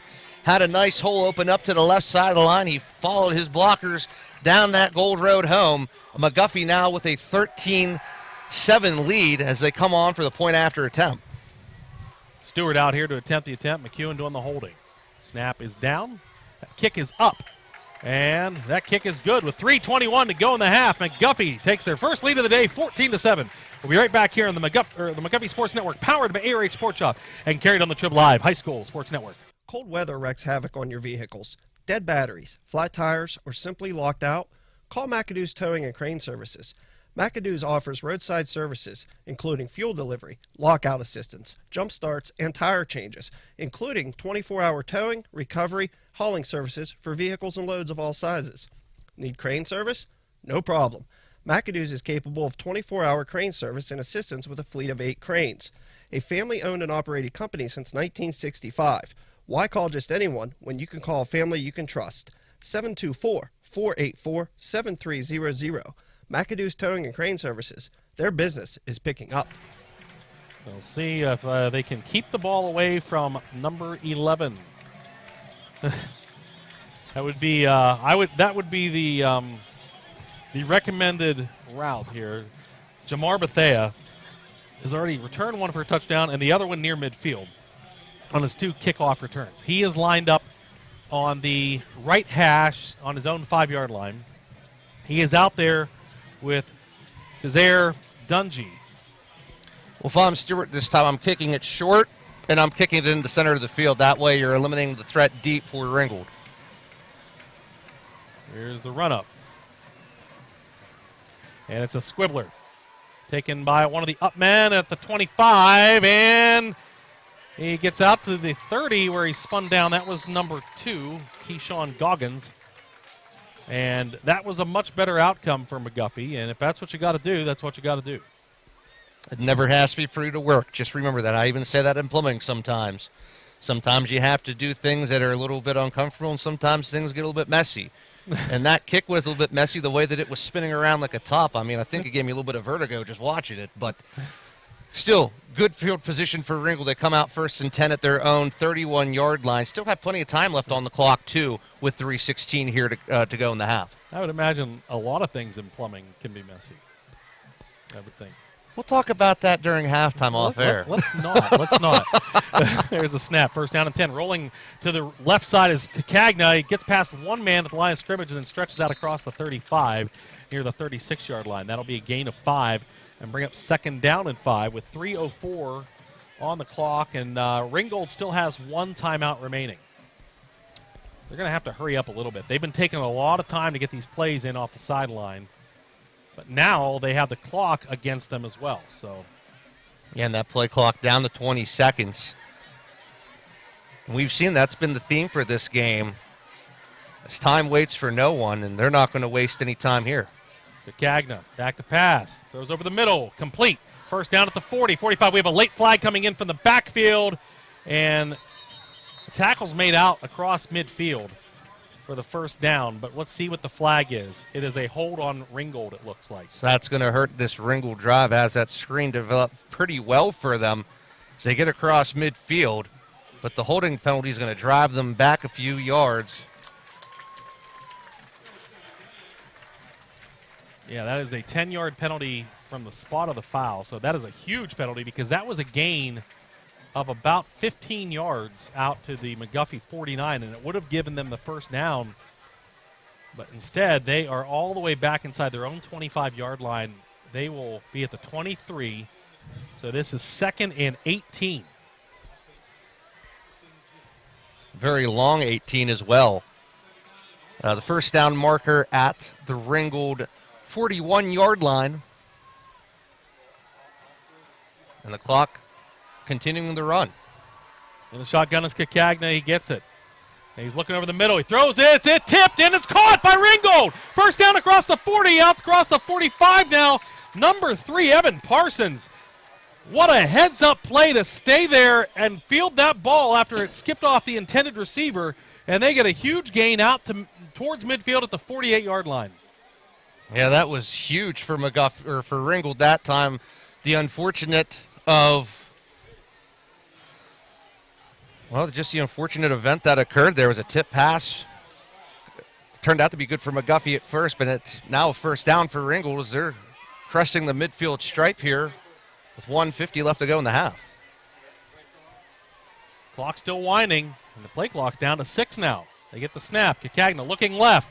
He's being chased left, and Kyle Brookman, he forces the fumble. We have a flag on the play, and the ball is still on the ground, eventually recovered by the Highlanders.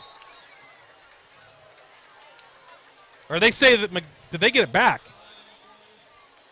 Who has the ball? Well, McGuffey comes up with the ball. It looks like number 8, Connor Crow, comes out of the bottom of the pile. But we're going to look to see what some of this laundry out on the field's all about. Holding on the offense. That penalty is declined. It's McGuffey ball at the 37-yard line.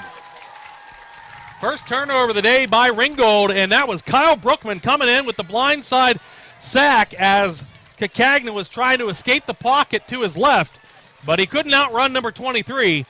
And McGuffey set up here with 1:32. Now they have no timeouts remaining, so they're going to have to make quick work of this. If they can get out of bounds in some of these runs, that would be great. Clock will stop with incompletions as well as first downs until they can move the chains. And this is where that 2-minute drill comes into great play that they practice all week long. And he gets it, pitches to Brookman, tries the left side, stiff arms, and he's going to get to the 35, so it's a gain of a couple, but the clock will keep running as he gets down to the 34.5-yard line, gain of about 3. And they're working the hurry up. No, not really. They're huddling up. And clock down to 1:09 to go. Not a lot of time as McEwen looks over to Dalton there on the sideline. Dalton in a little bit of disgust, but McEwen's going to come under center. Gets a snap, straight back to pass, and he throws it over the middle for the screen. It's incomplete. They tried to set up that middle screen there, and just a little too much on it. So the clock stops at 53 seconds, and McGuffey will have 3rd down and 7 from the Ringgold 34-yard line. You'd imagine probably 4-down territory here. Yeah, that pass intended for the back, Eric Donley, just a little bit high and out of his comfort zone. But it stops the clock. 3rd and 6 for the Highlanders. McAdoo was their big play receiver last week. He's split wide to the right side. Travis White down here to the near side. And in motion's Dietrich. And back to pass is McEwen, rolling right. He's got some room. He throws, though. He's got Brookman. It's caught. 5, touchdown, McGuffey. What a pass and what a catch there by Kyle Brookman, who had beat his man inside the 10, goes up for it, and McGuffey scores with 45 seconds remaining in the half. All I have to say is wow.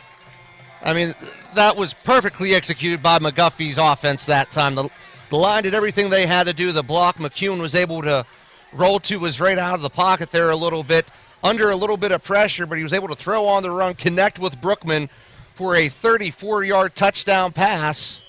And that kick is up, and that kick is good. Brookman's 2nd touchdown of the evening. He had just run one in from 6 yards out. This time the 34-yard reception puts McGuffey up with the extra point being good there by Stewart. 21-7. We'll keep it right here. 45 seconds to go. Wow. McEwen, we talked a lot about his legs, but the last couple weeks he has really, really started to show us something with his arm. He's developed well as a quarterback. Coming up as a freshman, his sophomore, even his junior year last year, we saw him a lot. And he has just developed and matured overall as a fantastic quarterback for this team. And just the overall confidence that Ed Dalton has in his quarterback shows you the type of caliber athlete that is leading this team on the football field right now. I had asked, total side note, I'd asked before the game, did the Ringgold band make the trip? I'm looking down there to your right. What do you think? That is a big marching band. Oh, I like that. Whoa. Yeah, that is awesome. You folks will get to see that on the screen here as they start to come into the right side of your field of vision. Once again, you can watch this game, McGuffeysports.com. Click the Watch Live button on the right side of the screen. You can join us, watch us, and hear the broadcast. Here is Stewart with the kick, and another low liner, and it's going to be taken again by the up man, but it's going to be fallen on. Goggins couldn't field that, and he had to go back inside his 30 to corral it, and they'll start with their this is officially their worst field position of the game, the 29-yard line of Ringgold. That's been 2 squib kicks there to Keyshawn Goggins, and that time he had a really hard time getting it. So, so far with the kickoffs, I think they found what they'd like to do now, as opposed to kicking it to Mr. Bethea. Yeah, you want to avoid a threat like Bethea there deep. And like I said, if you have to top it, if you have to squib it, make an ugly kick look good, Dylan Stewart, and he's done that so far. And again, Ringgold starting back at their own 29-yard line. They've got 1 timeout remaining. They get the snap. Looking left is Kakagna, now pressured. He's going to have to run with it, and he gets hit in the backfield. He is dropped for another loss. About a half-yard loss, another one by Brookman. If it's officially a loss, that is his 2nd sack of the evening. He forced the fumble on the last possession that set him up to catch the touchdown pass. And he's just showcasing his overall athletic ability fantastically tonight. He's showcasing himself. He's showing that he can get it done on both sides of the ball, both offense and defense. And under 10 seconds to go here, Rusty, I think they're just going to let this kind of wind down, and that's going to be the half. That is. Ringgold will let it wind down.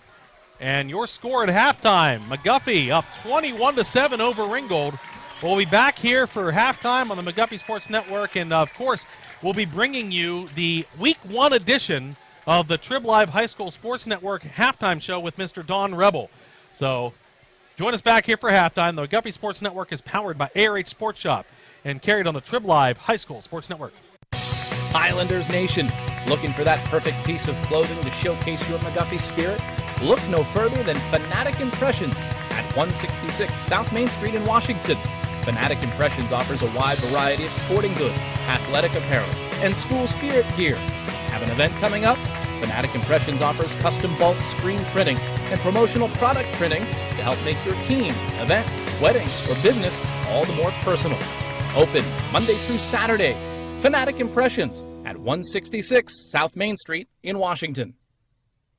Highlander fans, let's face it, nobody enjoys when their vehicle needs service work. So let the trusted professionals at Route 40 Auto ease your worries. It's quality service and diagnostics with a hometown feel, offering brakes, exhaust, tune-ups, engine repair, transmission repair, suspension repair, and regular maintenance for your vehicle. Maybe it's as simple as an oil change or as pesky as a state and emission test. Call Route 40 Auto at 724-484-7963 or stop in at 150 Route 40 West in West Alexander. Looking for beautiful yet gently used items for your home, apartment, or office? Then visit the Back Lot, located at 840 Ray Street in Washington. The Back Lot, formerly known as Badillions, has proudly served the Washington County area for over 50 years. They offer a wide variety selection of furniture, appliances, home furnishings, college dorm supplies, antiques, and sporting goods. With their ever-changing selection of amazing finds and great savings, any item purchased can be brought home the same day, saving you more than you ever could imagine. Like them on Facebook or call them at 724-705-7662. The Back Lot. No thrills, just deals. Something for everyone. Jim Murray's Auto Service, located at 122 East Railroad Street in Washington, offers full auto repair, state inspection, emissions, brakes, alignment, tune-ups, oil changes, whatever ails your car or truck. Jim and his qualified team of mechanics can diagnose your vehicle issues and get you back on the road in no time. At Jim Murray's, you're not a service number. Jim takes the time to discuss your auto repair one-on-one before the work is started. Give Jim a call, 724-222-1350. Jim Murray's, professional service with personal small-town treatment. All right, welcome back here at halftime. McGuffey leads Ringgold 21-7. Here's how we got there. Ringgold got on the board quickly. They received the opening kickoff and took it 84 yards to the house. It was Bethea with the return, the first of two really good returns for Jamar Bethea. And he put him on the board 7-0. McGuffey would answer, though. They took their first offensive possession all the way down the field on the ground, and they capped it off with a 10-yard run by their quarterback, Philip McEwen. It would stay 7-7 until the second quarter when McGuffey would get the ball and take it down and punch it in with, this time, Kyle Brookman from 6 yards out to make it 14-7, and then Brookman would force a fumble on a sack on the next Ringgold possession. With little time left on the clock, McGuffey would take it down, and Philip McEwen found his halfback, Kyle Brookman, wide open, and he took it in on the reception from 34 yards out, 21-7 to score at the half. And some sloppiness by both teams. Both teams have had some fumble issues today, but right now McGuffey has answered the call, and they have the 2-touchdown lead going into the half. I mean, they stepped up whenever they needed to step up, Rusty.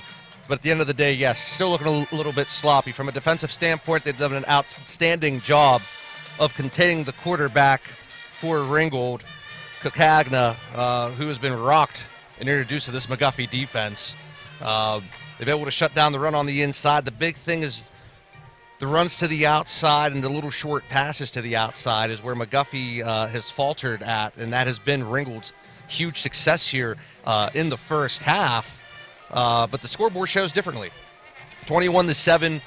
And we've seen a lot of good things come from the McGuffey offense as well. Philip McEwen has done an outstanding job under center for McGuffey, and he's been cool, calm, and collect this entire time, even when facing a little bit of adversity here in the first half. But McGuffey's definitely firing on all 8 cylinders. They just need to fine-tune everything just a little bit more, but definitely a recipe for success and hopefully well on a way to victory here tonight. So, yes, scores 21-7, and we are going to hand things over to Mr. Don Rebel with the Week 1 edition of the Trib Live High School Sports Network halftime show. And then after that, we'll be back here to get you ready for the second half kickoff. Listen to McGuffey Sports Network, powered by ARH Sports Shop and carried on the Trib Live High School Sports Network. Halftime show Week 1 edition on the Trib Live High School Sports Network. Don Rebel, Chris Harlan of the Trib Live High School Sports Network, TTM family member, kind enough to join us. It's a tradition, right? We've been doing this a long time. For those listeners who have been with us, we thank you. And we continue with the first couple weeks of the season. Okay, who are some of the players to watch? We'll do that next week. This week, teams to watch here in the 2022 season. We're going to start in Class A. Interesting start, Chris, I thought, in Week 0, where a lot of the teams that, I think will maybe be there in the end and, with high expectations, came up on the short end of the stick in Week 0. Doesn't mean much, but nonetheless, again, this has the most amount of teams, Class A, so maybe makes things a little more interesting. Yep, no doubt. And I think you can't talk about Class A without talking about Clairton, first off. A team that won 10 titles in a 14-year span, and recently is 2019. Talking to Wayne Wade, their coach this year, he feels like people have kind of forgotten about the Bears a little bit. It's been a few years since they won a title. People start thinking about other guys out there, and he said, hey, don't forget about the Bears. They've got a really good group of freshmen and sophomores coming into this program. They're going to be good this year. They're going to be good for the next couple of years. So don't forget about Clairton. If you have, it's probably wishful thinking by some of their opponents, hoping that they're not there at the end, but don't count Clairton out. But the team that's trying to be the new big dog in Class A is Bishop Canevin, defending champs. Rich Johnson, you look at what he's done with that program in a short time. Before he took over a couple years ago, they were 1-9. Last year, they win the championship. So, this is a team that brings a lot back, and they're going to try to be a program in single A. But I think, again, they're in that conference with Clairton. They lost to Clairton last year. I think somewhere along the line, they're going to have to show they can beat Clairton. It's going to be a big win for them, because you look since 2010, I think they were like 0-6 against Clairton in the last 10 or 12 years. So that's going to be a big one when they play this year. But those are the two teams. I think you also got a few others, Olsh, Leechburg, Cornell, definitely teams to talk about in single A. Yeah, and again, both those teams that you sort of featured there will be were on the short end of the stick, Bishop Canevin and Clairton. losing in week 0. Let's move up to Class 2A now, where 1 week under the belt. And again, I think the teams that with some expectations got off to good starts. This is the classification to me. It could be the deepest in the WPIL. When you look at, 6 years ago, the sport expanded to 6 classifications. And that, I think, benefited 2A maybe more than any other classification in the WPIL. Really made some good competition there. And if you look at the last 5 years, there's been a different winner in 2A every year. 5 winners in 5 years.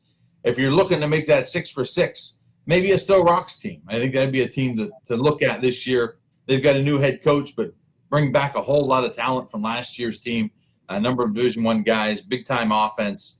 But you look right there with them, defending champ Sarah Catholic, Steel Valley, Beaver Falls, Washington.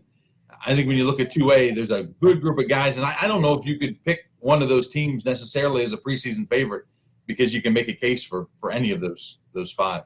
No, indeed. And most of those teams are victorious that you just mentioned in week 0. Another team maybe to watch, a sleeper team I sort of like in 2A's Allegheny Conference, is Apollo Ridge. A very nice victory in week 0 when they beat a highly touted Leechburg team with high expectations. All right, let's bump it up now to Class 3A. Yeah, all eyes in 3A are on Bell Vernon. I mean, this is the team that a year ago, they were in the 4A WPL Championship. They were the runner-up to Aliquippa. The new enrollment numbers came out. Their number went down. That let them drop to 3A, and they took it. They went to 3A. And you look at this group, they lost their quarterback, but they've got a big-time talent in the backfield in Quentin Martin, one of the top recruits in the state, running back, defensive back, kind of linebacker guy. With that talent, I mean, they're head and shoulders right now the clear favorite in 3A, probably the favorite in the state. And that's, but there's going to be a lot of expectations. When you make that move, when you go from 4A to 5, down to 3A, you better win or people are going to be looking at you. The teams are going to try to give them a run. Avonworth is back. They're always a good competitive team. Elizabeth Ford and a Freeport team. Teams that you're going to see there in the playoffs and trying to make a run this year. With an opening with no Central Valley now in 3A, that leaves that door open. Real quick, Chris, I mean, we've seen the last couple of years Central Valley just totally dominate this classification. Yeah. And if it plays out, we could see it again with Bell Vernon. Good or bad? Bad for everybody else in that classification. Good for Bell Vernon. Yeah, I guess. You mentioned Central Valley moving up to 4A has made for a vicious Parkway Conference where you have defending district state champion Central Valley 3A, defending 4A state and district champion Aliquippa, plus your standard powers of Montour, Newcastle, an up and coming Ambridge team, and West Allegheny comes down from 5A. They got off to a good start in week 0. Yeah, Parkway definitely will live up to its reputation this year of being a tough conference, maybe the toughest in the WPIL. You look at Aliquippa, in Central Valley now, 2 defending state champs in the same conference. That's pretty amazing. I don't know if that's ever happened to have 2 defending state championships have to play each other in a regular season like that. But Aliquippa, I think the one thing you can't forget about them, and their coach Mike Warfield won't let you forget about them, is that they're a single A team playing up 3 classifications to 4A and beating up on people. And he still says, hey, it's not fair. We shouldn't have to play 4A. But the other thing he hasn't done is make excuses. I mean, they go out and they win. And so keep your eyes on Aliquippa again. They're back. They're going to try to win another WPL title, another state title this year in a tough 4A with some familiar names. Thomas Jefferson, McKeesport. You've got Central Valley, we mentioned, North Catholic, also a 3A team that has now moved up to 4A. So 4A is tough. I mean, there's a good 4, 5, 6 teams there at the top who are all going to be in the discussion down the road. And don't overlook Mars. I mean, that's a Mars team that struggled last year. New coach Eric Kasparovich. They got off to a good start with a big win over Montour last week. It's interesting. I think we thought it would take a year or 2 to get them going. But, they're winning game 1. We'll see what Mars can do. Yeah, it may turn out 4A is the deepest. We're so used to 5A being, quote-unquote, the deepest classification. 4A, Parkway Conference we're going to talk a lot about it, but those other two conferences aren't a skip in the park either. Some quality teams up and down. Let's move up to Class 5A, a smaller Class 5A than what we're used to, but still maybe a little more top-heavy in 5A than balanced as we've seen over the years. Yeah. If you look since WPL expanded 6 classifications, no 5A champion has repeated. I think there's always been that little bit of parity there and no back-to-back. Penn Trafford's trying to do that this year. I mean, you look at them, they won WPL and PWA titles last year. They bring back a good offensive line. They also have a Temple recruit in Conlon Green, who you very nicely wrote this week about Penn Trafford going green. And they've got Conlon Green, who was a tight end, defensive end. They moved him to quarterback, and he threw for more than 300 yards last week. So nice start for Penn Trafford. But the teams are going to be there. Gateway, again, in that same conference is going to be challenging. And you got Penn Hills and Pine Richland, both with new coaches, but they're going to be in the mix. And you look at, I think, an Upper St. Clair team down in the Allegheny 6, a team that has a lot of guys back. They're going to be right there. Mike Junko's team will be in contention as well. All right. We wrap it up with 6A. We thought 6A would be competitive. We didn't see anything in week 0 that tells us otherwise. It looks like it is going to be a pretty good fight of the 5 teams for 4 playoff spots. Yeah, I can tell you who the 5 best teams in 6A are right now. That's a pretty easy one with only 5 teams. Your top 5 is made easy, isn't it? In some order, yes, every week.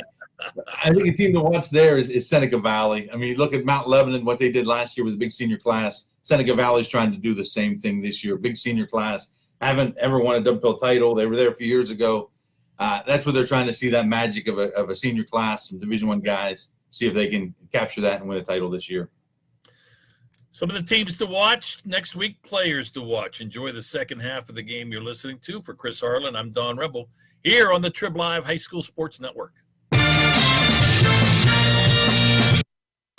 Highlanders Nation lives here. You're listening to the McGuffey Sports Network, powered by ARH Sports Shop. Hi, everyone. Zach Waters from the McGuffey Sports Network. Whenever your home or business decides to give you a headache, turn to the experts you can trust at McKean Plumbing and Heating, located at 468 West Chestnut Street in Washington, and is your source for plumbing, heating, electrical, and air conditioning. Whether it's a job for the do-it-yourselfer, a routine service call, or an installation, let the experienced staff assist with your needs. Call them at 724-225-6260 or stop in and visit them Monday through Fridays 8 to 6 and Saturdays 8 to 4. Plumbing, heating, electrical, or air conditioning, answer McKean. PA 9085. Highlanders Nation, looking for that perfect piece of clothing to showcase your McGuffey spirit? Look no further than Fanatic Impressions at 166 South Main Street in Washington. Fanatic Impressions offers a wide variety of sporting goods, athletic apparel, and school spirit gear. Have an event coming up? Fanatic Impressions offers custom bulk screen printing and promotional product printing to help make your team, event, wedding, or business all the more personal. Open Monday through Saturday. Fanatic Impressions at 166 South Main Street in Washington. Hunters, it's almost that time of year again. And when gearing up for your next hunt, visit ARH Sports Shop. ARH Sports Shop has proudly served the tri-state area as your local sportsman store for over 25 years. Locally owned and operated, they specialize in new and gently used shotguns, handguns, and rifles. Instead of waiting in long lines at major big box stores, purchase your hunting license from ARH with fast, friendly service. For more information, visit their website at arhsportshop.com or visit them at 4174 Route 40 in Claysville across from Sunset Beach. Open Monday through Friday 10 to 5 and Saturdays noon to 4. ARH Sports Shop, a proud supporter of McGuffey Athletics. Highlander fans, let's face it, nobody enjoys when their vehicle needs service work. So let the trusted professionals at Route 40 Auto ease your worries. It's quality service and diagnostics with a hometown feel, offering brakes, exhaust, tune-ups, engine repair, transmission repair, suspension repair, and regular maintenance for your vehicle. Maybe it's as simple as an oil change or as pesky as a state and emission test. Call Route 40 Auto at 724-484-7963 or stop in at 150 Route 40 West in West Alexander. Looking for beautiful yet gently used items for your home, apartment, or office? Then visit The Back Lot, located at 840 Race Street in Washington. The Back Lot, formerly known as Badillions, has proudly served the Washington County area for over 50 years. They offer a wide variety selection of furniture, appliances, home furnishings, college dorm supplies, antiques, and sporting goods. With their ever-changing selection of amazing finds and great savings, any item purchased can be brought home the same day, saving you more than you ever could imagine. Like them on Facebook or call them at 724-705-7662. The Back Lot. No thrills, just deals. Something for everyone. Jim Murray's Auto Service, located at 122 East Railroad Street in Washington, offers full auto repair, state inspection, emissions, brakes, alignment, tune-ups, oil changes, whatever ails your car or truck. Jim and his qualified team of mechanics can diagnose your vehicle issues and get you back on the road in no time. At Jim Murray's, you're not a service number. Jim takes the time to discuss your auto repair one-on-one before the work is started. Give Jim a call, 724-222-1350. Jim Murray's, professional service with personal small-town treatment. Welcome back to the McGuffey Sports Network, powered by ARH Sports Shop and also carried exclusively on the Trib Live High School Sports Network. Zach Waters here. Rusty Pettit will be joining us back in the broadcast booth here in a little bit. We're going to check out the out-of-town scoreboard. If you're just joining us right now, McGuffey leading Ringgold at the half, 21-7 in favor of the Highlanders. Some other scores from around Washington and Greene County. Trinity shutting out Chartiers Valley. It's 21-0 in the second quarter. The Hillers way on top of the Colts. We have a 0-0 tie down in Greene County, Waynesburg and Jeff Morgan. That game is at the half. And we have a nail-biter going on out Route 18 in Hickory as Carmichael's edging Fort Cherry 22-20. That score in the second quarter. Also at halftime, California on top of Charleroi 28-0. And Peters Township leading Seneca Valley 14-7 with 2:38 left in the second quarter. See if we can find some other scores from around the region here. North Allegheny on top of Cannon McMillan 21-0 in the second quarter. Wash High edging Clareton 13-6, and Burgettstown leading Best Center, and that was from a while ago. That score might have changed, but last we had it was 7-0 in favor of the Blue Devils. When I got home last week, as mentioned earlier, I live up in the West Allegheny School District, and they played Moon last week. Moon last year, runner-up in the WPIL in Class 5, and West A had kind of a down year for them. Well, they shut out Moon last week, like big time. And so I think that's a combination of things. West Allegheny is probably a little bit better this year, but I couldn't believe how badly they handled them. I know Moon lost some players to graduation, but man, that was a big turn of events. That was Moon's probably best football year they've had in a very long time, and to come back around and get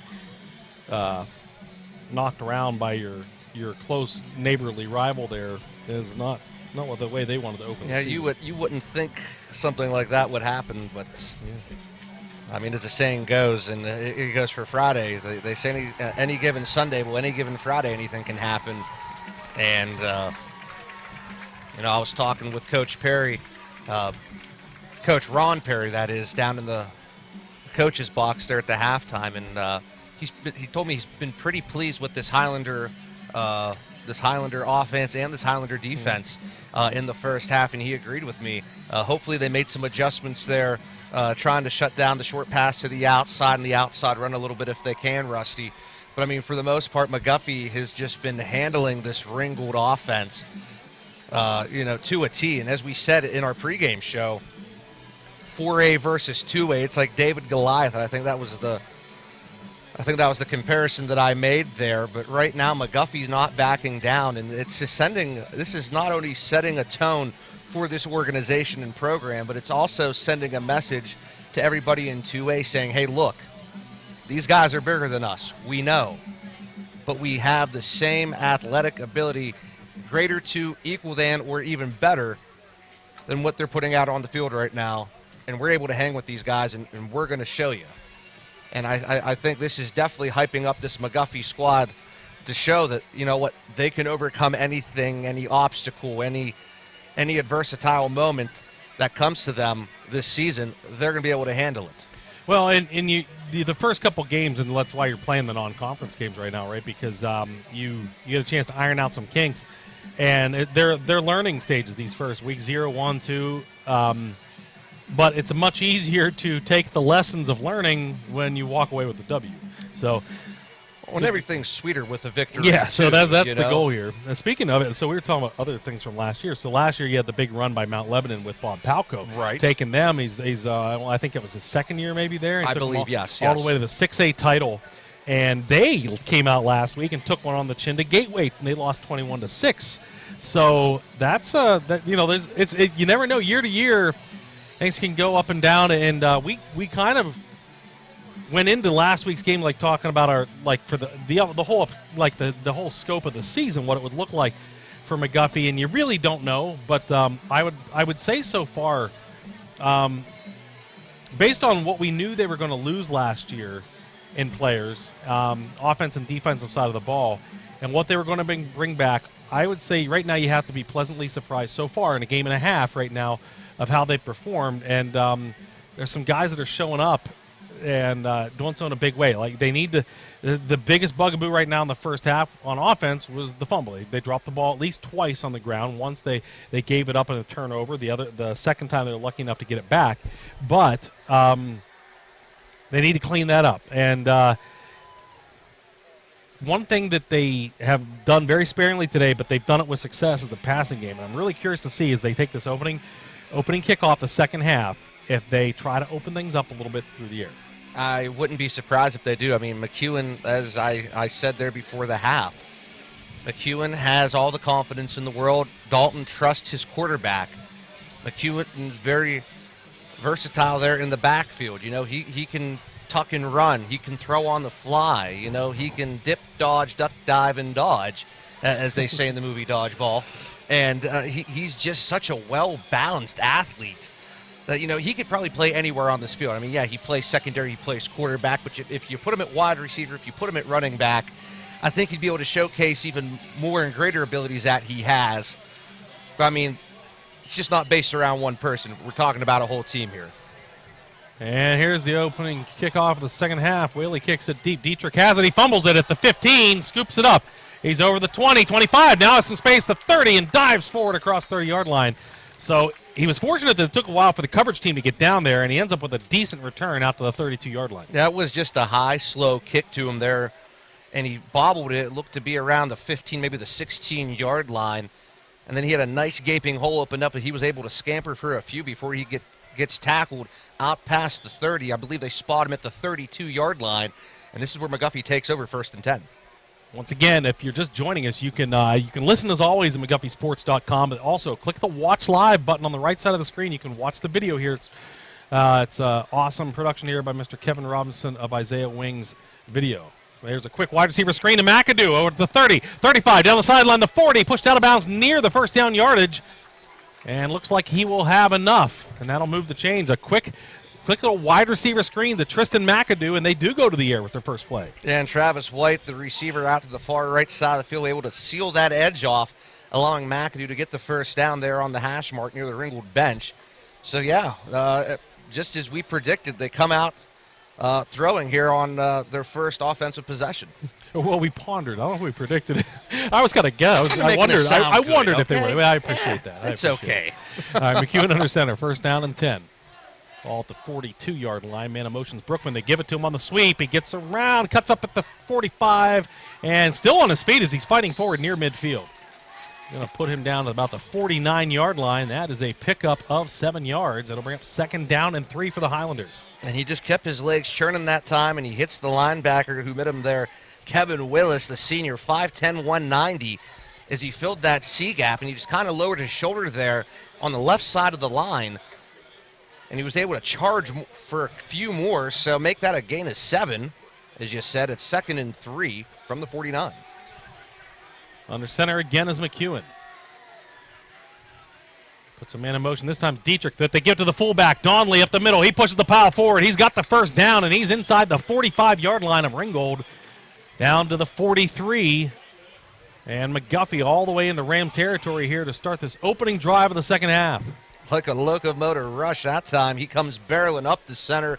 The fullback dive always prevails, Rusty. And that time a big first down for the Highlanders.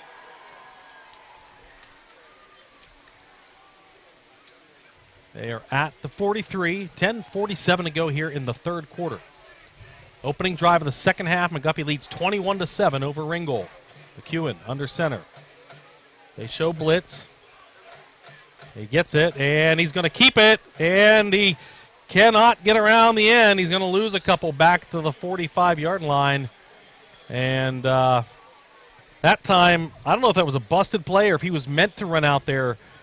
It was kind of a naked sweep by the quarterback. There was nobody else there with him. No blockers, nobody to pitch it to.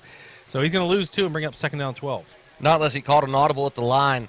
But you see the two linebackers that time, one of them being Willis as well. They're stacked inside the B gap. It was just an all-out rush by that Ringgold defense. And a short loss of 2 for McGuffey puts him back at the Ringgold 45. Ringgold brings everybody up tight again on defense. This time they pitch to. There's Brookman. He's going to try to get around the right. He does. 40, 35, 30, trying to get the corner. 25, cuts back inside of the 20, and he's inside the red zone down to the 18-yard line. Kyle Brookman looked like he wanted to take it towards the sideline and then cut up there at the end, but what a run there. And he starts off left, ends up heading back to the right, and all kinds of daylight. Oh, my gosh. He ran out of real estate down there as he got inside the 20-yard line, but, I mean, he kicks on the afterburners. He probably did about $1.10 and a quarter mile, I think, that time. But he gets a first down inside the red zone, 1st and 10 from the 18. McGuffey on the move. Ryan Keith wide to the left side, McAdoo to the short side on the right. And in motion is Brookman. And they're going to hand up to Donnelly up the middle. We have a penalty in the backfield. I may have been motion.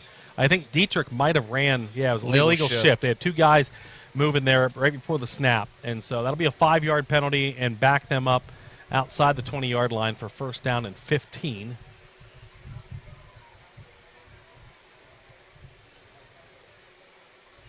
Again, if you're just joining us, once again, McGuffeysports.com. You can watch live. Click the Watch Live link on the right side of the page.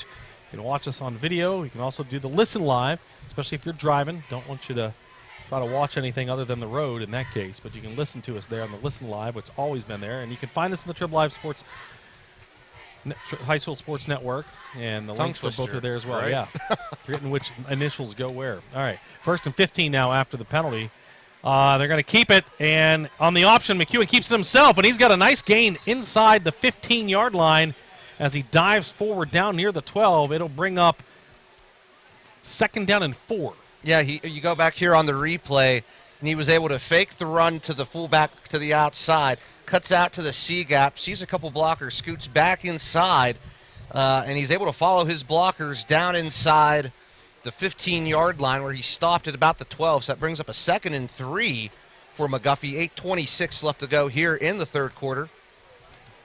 This drive started just outside the McGuffey 30-yard line. They're down to the 12. McEwen, second down. He keeps it again up the middle. He's got the first down inside the 5. McEwen in for the touchdown. A 12-yard run. That is the second touchdown run of the night for Philip McEwen. And I just love it when a plan comes together.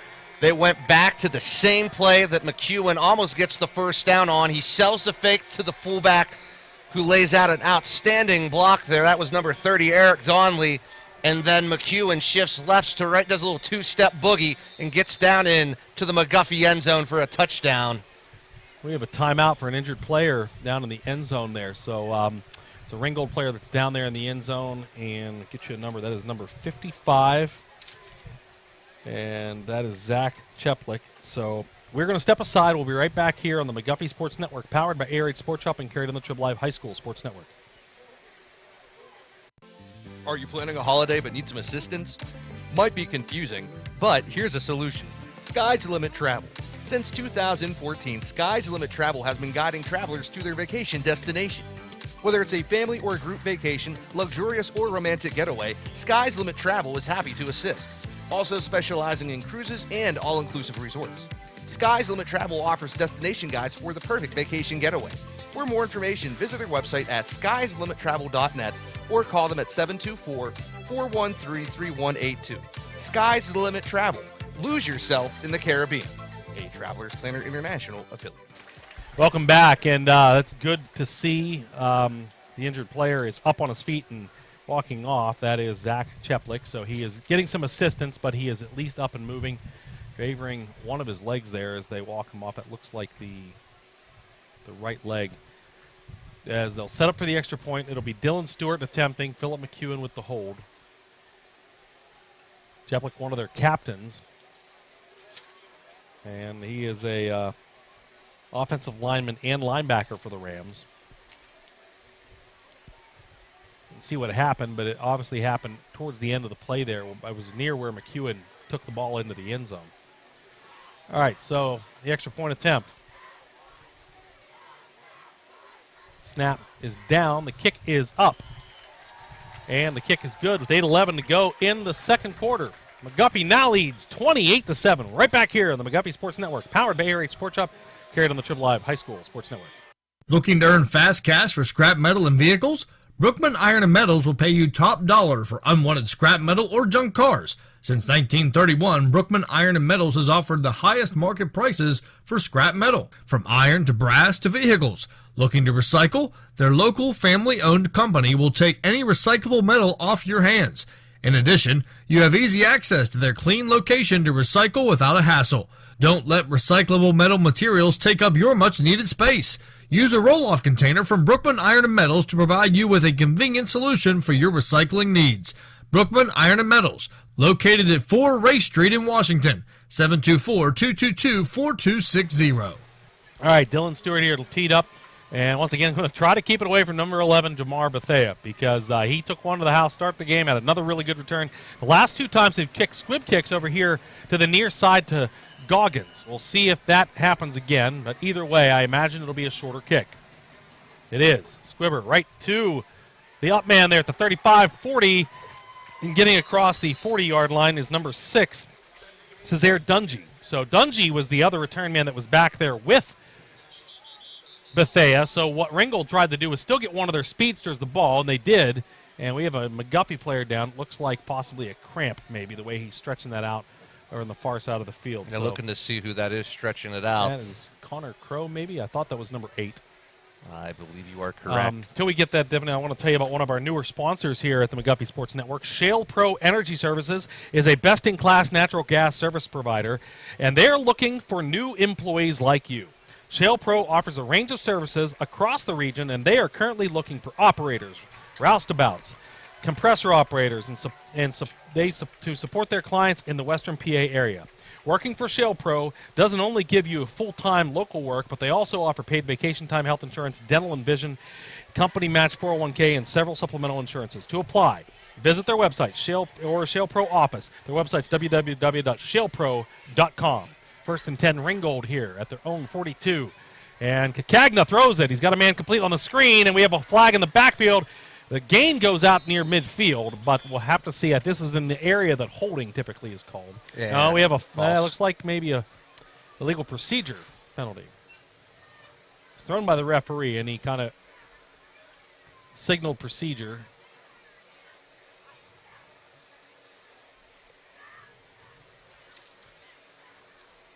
But they're talking to the Ringgold bench.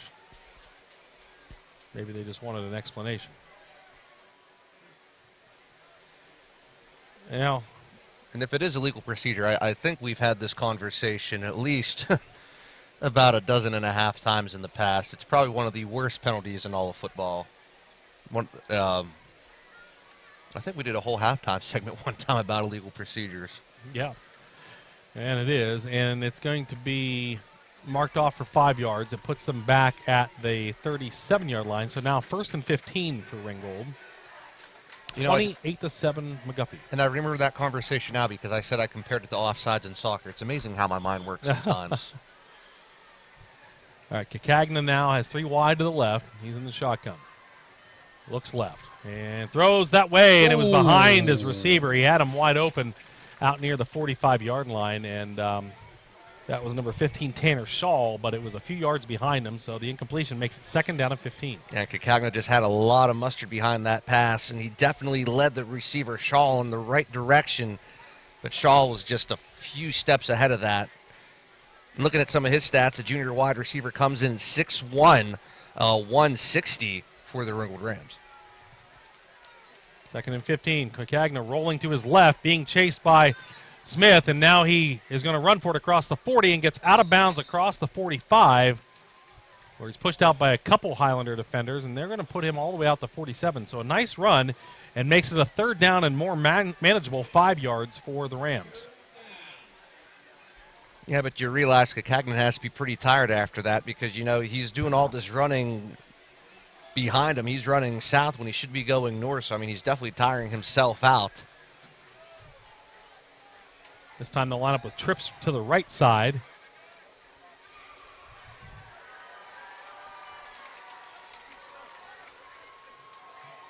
And in the backfield with him is Goggins. There's a snap. Looking right, throwing right, and it's caught near midfield, 1st down. And that was complete to Marlis Johnson, and he's going to get it out to the McGuffey side of the field at the 47-yard line, and that's enough to move the sticks for Ringgold. And they haven't had a lot positive going on the offensive side of the ball, so they will take that.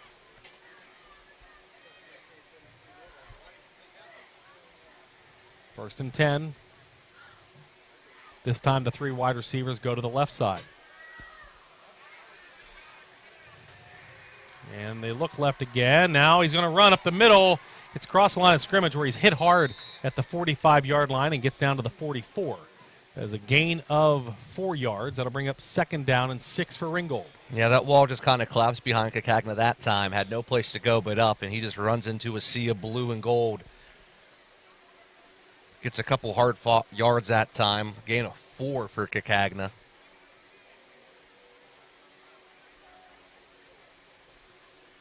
This time they are splitting the wide receivers, 2 to each side.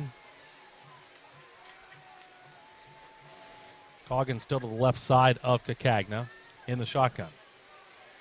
And send him in motion, and they're going to pitch it to him on the sweep, and he cuts up and gets a couple down to about the 42-yard line. That was Cesare Dungy, number 6. And that'll bring up 3rd and a short 5. Yeah, McGuffey trying to get an extra lineman by bringing up one of those 3 linebackers that they have and use him not only as a lineman but as a rush end that time. Able to take on the left side of that Ringgold line and kind of blow everything up, and that just allows everybody else to kind of fill in behind. And that time they shut down Dungy. And the Ringgold run game not really getting anywhere to the outside right now. They're down, and they're calling it 4. So in the shotgun is Cagna. Looking over the middle, now throws to the right. He's got his man out there, Coggins, but he can't hold on to it. It was a little high, and Goggins got a hand on it, but couldn't bring it down. The incompletion will bring up 4th down. I would imagine that Ringgold is going to keep the offense on the field here. They're down by 3 scores, and they are on the McGuffey side of the 50. Yeah, he got pretty lucky that time. His shawl was untouched to the right. Cagna said, "Happy birthday 6 months early," but his gift didn't quite make it to him that time, and it's going to bring up a 4th and 4. But as you said, the offense stays out on the field for Ringgold. They're going to try to make some magic happen. 4th down and 4. Trips to the right side. Goggins in the backfield. Here's a blitz by McGuffey. It's picked up, and now Smith gets through, and he's going to bring him down for the sack all the way back inside Ringgold territory near the 45-yard line. And that'll be where McGuffey takes over. And here's the replay. And you see Smith just come powering through like a well-oiled machine. Cagna thinks about throwing an incomplete pass there, but it was too late. And he doesn't know whether to cry or wind his watch after that hit.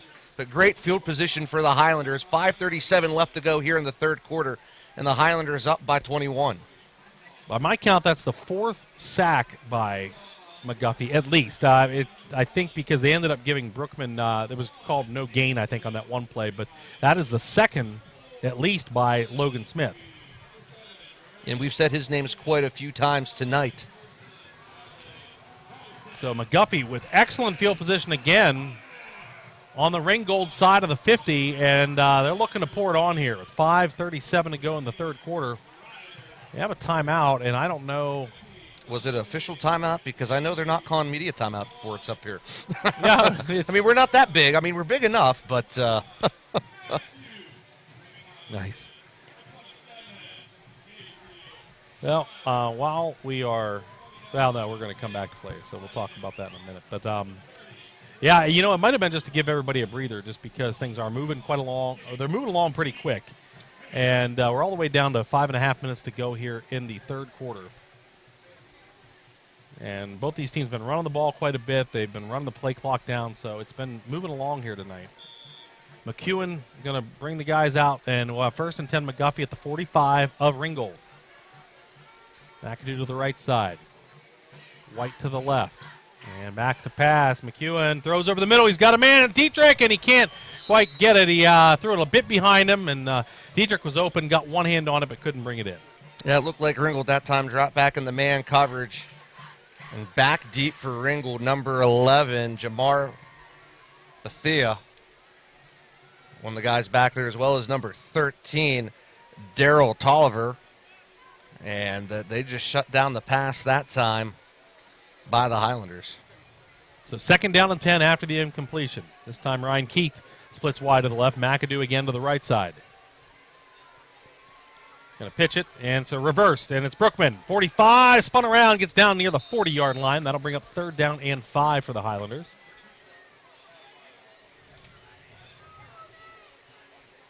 And we have a Highlander that's down around the 42-yard line. Looks to be one of the linemen, maybe. I'm trying to get a number for you. But until we do, we're going to step aside. You're listening to the McGuffey Sports Network, powered by ARH Sports Shop and carried on the Trib Live High School Sports Network. Hi, everyone. Zach Waters from the McGuffey Sports Network. Whenever your home or business decides to give you a headache, turn to the experts you can trust at McKean Plumbing and Heating, located at 468 West Chestnut Street in Washington, and is your source for plumbing, heating, electrical, and air conditioning. Whether it's a job for the do-it-yourselfer, a routine service call, or an installation, let the experienced staff assist with your needs. Call them at 724-225-6260 or stop in and visit them Monday through Fridays 8 to 6 and Saturdays 8 to 4. Plumbing, heating, electrical, or air conditioning, answer McKean. PA 9085. All right, that is good news for McGuffey there, as Cody McKee, who was the injured player, gets up and walks off under his own power. A little bit gimpy on the one ankle, but otherwise looked pretty good. So comes over here and gets some attention by Alex, the trainer, and she'll take good care of him over there. But it is going to bring up 3rd down and 5 now for the Highlanders at the 40-yard line of Ringgold. Ringgold showing blitz again. And where'd the ball go? It went on the ground. That was a bad snap. McEwen never got it, but Dietrich was able to go back beyond the 45-yard line out to the 46 and fall on it, and that is going to bring up 4th down and 11. And I would imagine Coach Dalton will put the punting unit out there. He might be taking a gamble here. That's a long 4th down yardage to go. There's Connor Crow going out. This has got to be the punt. Yeah, you don't want to give him – you've had Ringgold's number most of the night. You don't want to give them any life by giving the ball near midfield. Now, you don't want to be – what's the word I'm looking for? Arrogant or cocky by trying to go for – Oh, so you don't need to take a risk. No, yeah, you don't. Yeah. So here's the snap. Connor Crow. And it's a reverse. They are going to take a risk. And it's Brookman on the fake, and he is not going to get anything. He gets maybe back to the line of scrimmage, so the gamble does not pay off, and Ringgold is set up near midfield at their own 47-yard line. Ringgold, I give their special teams unit credit. They read that like a book. Yeah, they get an A for effort that time. You just don't know what really went wrong on that play, but everyone just kind of stayed home. They read the keys as if they've seen this film a time or two before, and they could predict what was going to happen. And we said teams will take chances in non-conference games more than they will once they hit that conference schedule. That was McGuffey's chance. It did not pay off. We'll see if Ringgold can take advantage of it. They have 1st and 10 at their own 47. Kakagna back out here with trips left. Goggins again to his left side. Gets a snap. Looking left. Throws. It's caught. Cross midfield into McGuffey territory near 1st down there. He's complete. That time he does hit number 15, Tanner Shaw. That's a 9-yard gain. They mark him down to the 44, so it's 2nd down and 1. And Shaw just untouched again. McGuffey rushing 2 on that right side of the line, leaving Shaw wide open in essentially the middle of nowhere. And looks like we're going to have a timeout on the field. Yeah, that is McGuffey timeout with 3:34 to go in the third quarter. I want to tell you about another one of our brand new sponsors here to the McGuffey Sports Network. We are very blessed to have so many amazing sponsors to support the McGuffey Sports Network and enable us to bring you coverage of the McGuffey High School athletics. And this one is the Chapman Corporation. The Chapman Corporation is headquartered in Washington, Pennsylvania. Chapman has been providing industrial customers with civil, mechanical, and electrical construction services for 70 years. In addition to their construction skills, they also provide pipe, metal fabrication, as well as engineering capabilities. So the Chapman Corporation, one of our brand new sponsors here on the McGuffey Sports Network. And once again, you can, every week here during football season, and hopefully we'll get you some soccer games coming up soon, you can join us at McGuffeysports.com. And you can, for football, you can listen or watch. You pick your poison, and just click which button you want to do here. It is 2nd down and 1. And I was going to say, I believe I'll have the call soccer. We'll talk about that in our post-game wrap-up. And they're going to hand off up the middle. It's Coggins, and he's got the first down, and that's about it. He's going to get down near the 42-yard, or 32. No, that's the 42. 42-yard line. Gain of 2, and it'll move the chains. McGuffey player, another one down. Yeah, it must be the Logan night for Smith. It looks like another night for sure cramps. Yeah, maybe. It is kind of grabbing the left calf. Yeah, a little bit warm. Maybe a Charlie horse. Yeah, she's stretching him out. Yeah. Ooh, yeah. It is warm. Like we're up in the booth. We're getting a bit of a breeze right now. So, and I have that fan that I brought in too. That helps. Oh yeah. But when we got here, it was very hot and humid, and Yes. that field retains a lot of that, and so. You see that a lot in these early games, late August, early September here in the Whitfield, and this game's no exception. So Alex is going to stretch out Logan's leg there. And yeah, you put about an additional 10, 15 degrees. So take the air temperature. If it's 81, add 10 or 15 to it. That's what it is. And, I mean, it's nothing for someone to cramp or Charlie horse. I mean, we know what those feel like sometimes. You wake up in the middle of the night with the Charlie horse. You know how that just kind of springs you awake. I mean, imagine trying to block or shed a block for that matter, and all of a sudden, you're going stiff leg, like, whoo, and you can't move. Such an unpleasant feeling. Well, the tie was broken down in Greene County. Jefferson Morgan on top of Waynesburg now 8-0 in the third quarter, and Burgettstown on top of Best Center at the half. It's 24-8. Carmichael's leading Fort Cherry 29-26, and Burgettstown on top of Best Center still 24-8. So Logan able to walk off after they got him stretched out, but it is 1st down and 10 for Ringgold. Ball resting at the McGuffey 42-yard line with 3:16 remaining in the third quarter. It's 28-7 McGuffey. Ringgold trying to claw back into this game. Kakagna in the shotgun, trips to the right side. He's looking right. Throws right, it's caught inside the 40, and that'll be it for Shaw. He's down near the 37-yard line. That's a pickup of 5. It'll bring up 2nd down and 5 to go for the Rams.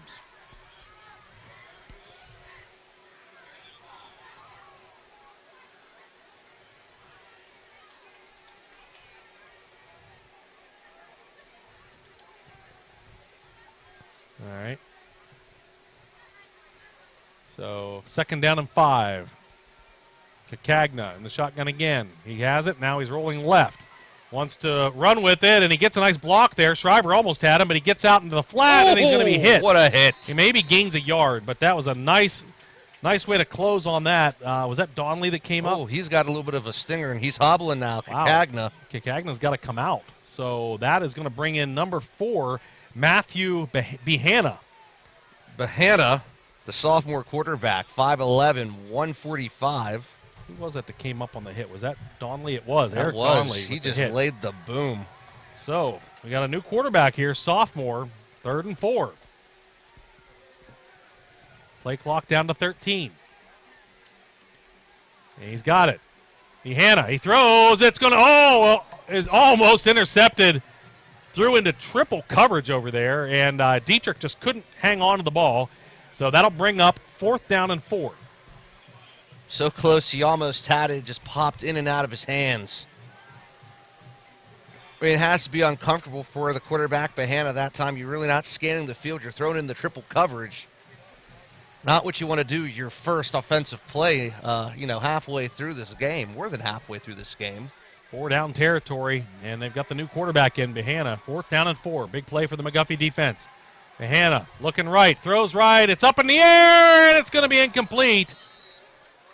Once again, he tried to hit number 9, Marlis Johnson, but there was coverage there, and the ball popped up. It'll fall incomplete. Turnover on downs gives McGuffey the ball at their own 30. Where they put it? They're at the 35 or the 36. Yeah, 36. add 1 to it. That makes it 36. All right. But Dietrich twice there. You see that second one, he was laying down. I don't know if, his face was down the turf. I guarantee if he was on his backside looking up, that's falling right into his lap.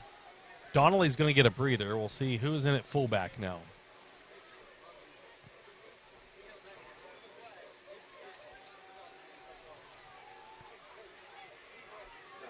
Is that Dylan Droboy? Droboy, it is, yep. And where's the ball? It's going to Brookman, who is going to be tackled one of the rare times for a loss tonight.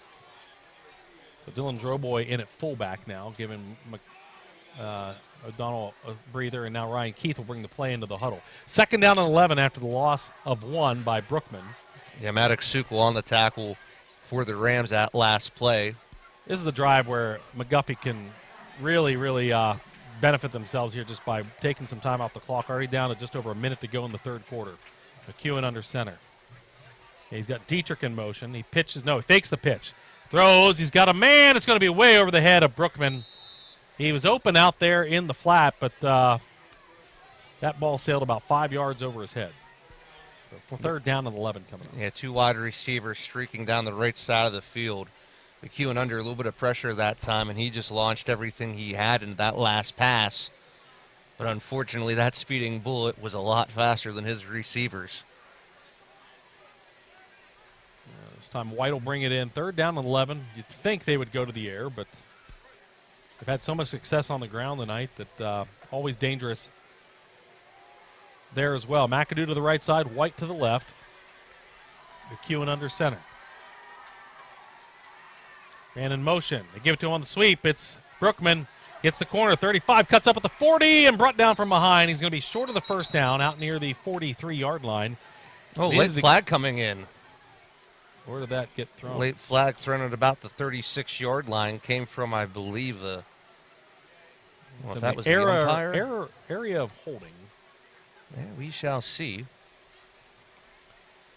Personal foul on the defense. Ringgold. Wow. Wow, Costly. that is a huge penalty. Ringgold trying to get the ball back, and they just gave McGuffey a free 1st down, and they were going to be forced to punt. So McGuffey will take it. They'll march off the 15 yards from the end of the run, and that'll put the ball all the way into Ram territory. And all the way down to the 42-yard line. Huge penalty. It looked to be something extracurricular on that last play. Yeah, with that penalty, they're out across midfield to the 42-yard line of the Rams. 1st and 10. Up the middle this time to Droboy, and he keeps running hard. Up the middle, he's still on his feet. He's got the 1st down. Inside the 30-yard line is Dylan Droboy, his first carry of the night, and it's a good one. Oh, you said roll on, 18-wheeler, roll on. And that time, I think he shed the entire Ringgold defense. You watch, it's just a simple fullback dive up the center. He gets right behind his blockers. He hits the wall, sheds off one, whoop, does a little spin, tries to shed to the outside. There's 2, 3, 4, almost 5 guys it takes to bring Droboy down. Just an outstanding and incredible run by the fullback. Gets him all the way down to the 28-yard line. 1st down and 10 McGuffey. And they're not going to get this play off. It is going to be the end of the 3rd quarter. Your score, McGuffey 27, Ringgold 7. We'll be right back here for 4th quarter action on the McGuffey Sports Network, powered by RH Sports Shop and carried on the Trib Live High School Sports Network.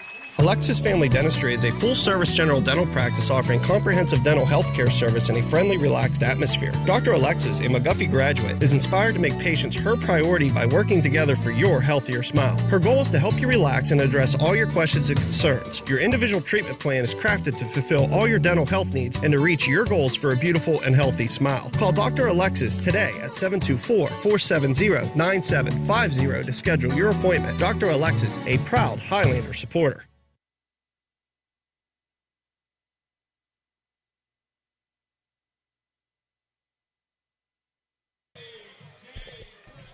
Welcome back here to Highlander Stadium. Fourth quarter, 28-7 in favor of the Highlanders. Thank you for joining us at McGuffeySports.com. You can listen or watch there. You can listen live or watch live, and video production courtesy of Kevin Robinson with Isaiah Wings Video. So not only can you find us on McGuffeySports.com, but of course the Triv Live High School Sports Network scoreboard page. You can find the links to both the audio and the video there as well. That'll be all football season long for us there. We go on the road next week down to Mount Pleasant. First time of the year we'll be on the road, and that's a bit of a drive, especially for me. But it's a bit of a drive for most people out here on the western side of Washington County. First down to 10 McGuffey, 28-yard line of Ringgold. They're looking to add on to their lead.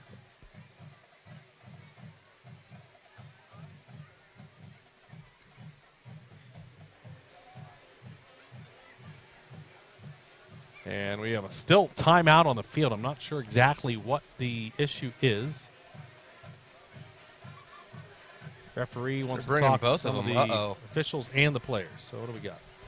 I think there might be a little bit of jawing going on down there. So he's saying, "Listen, almost like the ref in a trip before a boxing match. You know, good clean fight, no hitting below the belt. When I point to the corner, you go stand in that corner, so on and so forth." You know, these are young men out on this field. These aren't paid athletes who get millions of dollars. They're high school athletes.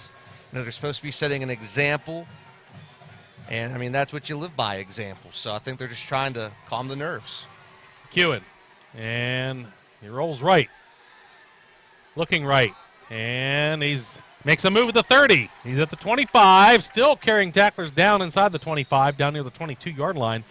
He wanted to throw that ball in the worst way, and he held on to it for a long time, but and in the end had to run, and he gets a nice one. It's going to be a pickup of about 6 yards and bring up second down and 4. Now you watch the replay.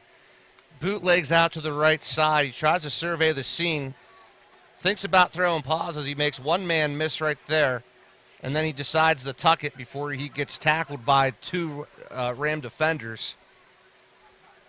It's a gain of 6. McGuffey on the move. Joe Boy still in there at fullback. Better hurry up, the play clock's at 4. And they're going to give it to Joe Boy. He's up the middle. He's got it at the 15. He's at the 10. And that's where he'll go down. Very close to first and goal for the Highlanders. Just another nice fullback quick hitter up the middle. Yeah, this time they flip-flop. Go to the right side of the line. He hits it pretty strong there. He's met by Maddox Sukul again for the tackle, but the Highlanders poison the strike. It's first and goal from the 11. Well, it'll be first and 10 from the 11. Excuse me, yep, first and 10. Yeah, they didn't quite get the 10-yard line, so they still can get a first down, but it'd be harder to do that, probably, because there's only about a 1 yard worth of real estate to do it in. White goes wide to the left side, McAdoo to the short side on the right. McEwen gonna keep it himself. Cuts up at the 10, dives forward, and he is near the 6-yard line. If that's the case, it'll be, well, maybe, they're going to give him a gain of 5 down to the 6-yard line.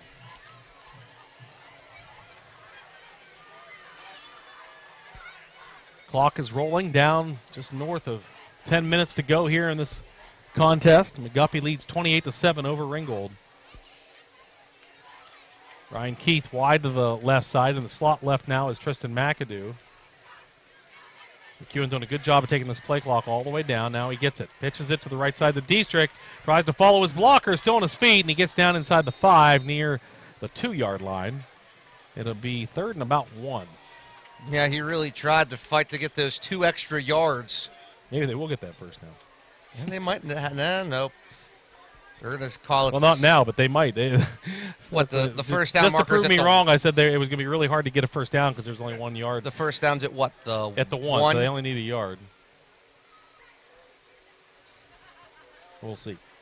Either way, they want to move it forward, and they're under center now, 3rd down and 1. And Stroboy pushing forward. He's into the end zone for the touchdown. Dylan Stroboy takes it in from 3 yards out, and McGuffey now leads 34-7. Yeah, the fullback dive, way to capitalize. You compliment the fullback Stroboy that time. Scampers in from a couple out to extend the McGuffey lead.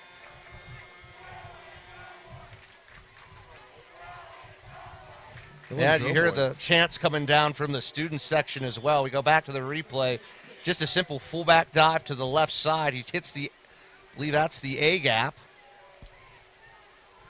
Extra point attempt here. Kick is up, and the kick is good. With 9:14 remaining in the 4th quarter, McGuffey now leads 35-7. Right back here on the McGuffey Sports Network, powered by Air 8 Sports Shop, here to the Triple Live High School Sports Network. Hi, this is Rusty Pettit with Cruise Planners. We're a full-service travel agency and an American Express travel representative. Whether you're planning a cruise, a vacation to an all-inclusive resort, a destination wedding, a honeymoon, or taking the kids to Disney World, we're here to help you and your family plan your dream vacation. Visit our website, www.rocktheboatcruiseandtravel.com. Call me, Rusty Pettit, at 412-770-6511 or Nancy Fox at 724-255-6329, and let's start planning. All right, back here at Highlander Stadium, McGuffey leads 35-7, 9:14 to go, and Dylan Stewart going to kick it off. This has been the most dangerous part of Ringgold's offense all night, their kick return team. They did move Dungy up as one of the up man at the 35-yard line, but they still have Bethea back deep.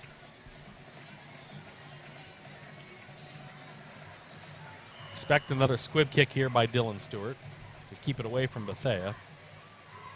And it's a liner that's going to go out of bounds. So that'll give them the ball at the 35-yard line, where it'll be 1st down and 10. Justin McAdoo having to be pulled away by the coaching staff on the sideline.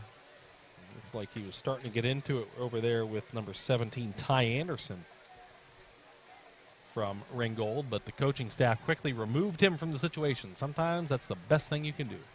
Most times it's the best thing you can do. You have to keep your emotion in check, you know? I mean, I'm all about getting fired up and wanting to go after the next guy out there, but you just have to keep your cool sometimes. I mean, I know it's hard to walk away, and in some situations, yeah, you just want to jaw and you want to, knock the guy in the next Tuesday, but sometimes you just can't do that. Got some new jerseys out here on defense for the Highlanders. Brennan Mullen, number 14's out there. Ty Conklin, number 12, out there as well. Who's the new safety? That is number 15, Charles Wagers. Try to get you the new numbers as they come in. You got Henry Hess out there. You got Nick Modosky as well. Morgan Shriver's still out there on defense. Connor Crow's still out there too.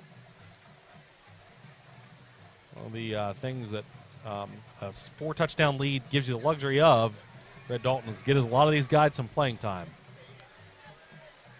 And we have another conference by the officials. We've had a few of these tonight. Honestly, been the biggest thing slowing us down. That's why. It was supposed to be at the 35. They put the ball at the 40-yard line. Yeah, so that's what the meeting was about. After they finished their coffee there, they finally get it back to the 35. Logan Smith also coming out now. Droboy's back in there on defense. He's at linebacker.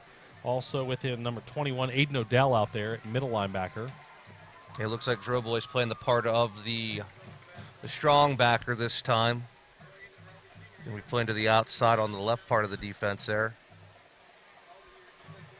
Still out there is Troy Floss, number 55. And all right, so here we go. 1st and 10, Ringgold at their own 35-yard line. Who's the quarterback? Is that Kakagna again? He hands it off. Sukol, he's got it, and he gets across the line of scrimmage. A gain of a couple out to the 37-yard line. Yeah, nice to see Kakagna back in after That slight injury took him out there for a couple sets. It looked like he was favoring his left ankle there for a while, but clearly the training staff worked their wonders and was able to get him back on his feet. And that might be it tonight for Troy Falas because he heads off the side. Now an official timeout. And replacing Falosk is number 51, Evan Brookman. Kakagna in the shotgun. He's got trips to the right side. Sukal in the backfield with him. No, actually, that's Goggins. Throws over the middle. It's going to be caught. Short gain across the 40. And that'll be where their tackle. That was Tanner Shaw on the reception. And they're going to give him out to the 42-yard line. So that's a gain of a few. And it's third down and 3 to go with 8:14 remaining in the fourth quarter. And Morgan Shriver exits the game. So that'll be it for him. Who came in for linebacker? We'll get you that too. Crow is still out there. Aiden Odell, number 21, I believe, is the middle linebacker now. Swing it left here to the tailback, and Goggins gets outside the 45. Cross midfield to the 50. Down the sidelines, Goggins. He's going to take it all the way. Maybe. Yep. And that's a touchdown for Ringgold. And there's a flag all the way back near the Ringgold 44-yard line. Hold that bus. Holding on Ringgold. I was wondering why that big gaping hole opened up there on the left side of the line, and Goggins' 42-yard run is postponed after the holding call. So all that, and it'll be marched back 10 yards from the spot of the foul, which the flag was around the 44, so that should put it back around the 34-yard line, which would make it third down and about 16 to go. Or I'm sorry, no, that's I'm marking that off right. It's going third down and about 11 to go.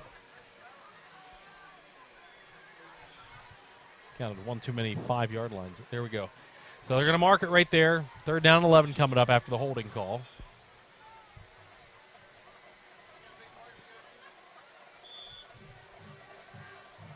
It's like Marlis Johnson going to line up in the back. No, that's actually that's Cesare Dungy back there. The tailback position beside Kakagna.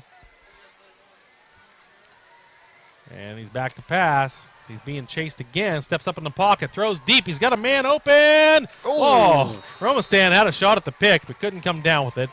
The incompletion makes it fourth down and 11. Yeah, Romastan, an outstanding job that time, staying with the wide receiver. Is that number 9, Marlis Johnson. And he just went toe-to-toe with him down the hash mark there and tried to get the jump ball, gets a finger on it. Not enough, but 4th and 11 for the Rams. Kyle Brookman comes in to return the punt. It's Aiden Whaley doing the punting duties on 4th and 11 with 7:40 to go in regulation. 35-7, Highlanders leading Ringgold.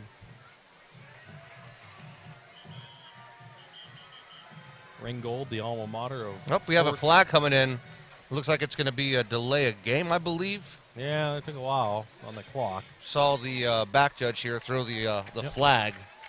To say, also go ahead. No, yeah, I was just going to say, yeah, he throws the late flag. It pushes him back 5. So now a 4th and 16. Ringgold, of course, the alma mater of Joe Montana, the 4-time Super Bowl champ. Wobbly punt. Brookman calls for a late fair catch inside his 35-yard line. I totally forgot about that. Yeah, Hall of Famer Joe Montana. Yeah, if you go in their gym, at least back when I say this was back when I was in high school, so 92. We had a wrestling match there. You walk in the gym and they've got all the banners like everybody else does, but they had a red and gold banner that said 4-time Super Bowl champ in their gymnasium. They had to make it known, didn't they? Well, I would. I'd make it known too. Joe Cool. One of the best quarterbacks to ever play the game. He was always my favorite watch growing up. Now you wonder if Hopewell has one for Tony Dorsett. They might. I did a game up there for Green Sports a handful of years ago. I think that was a game that you and I kind of tag teamed. You ended up with Bobby down in Carmichael's because he couldn't make it up there to the McGuffey game.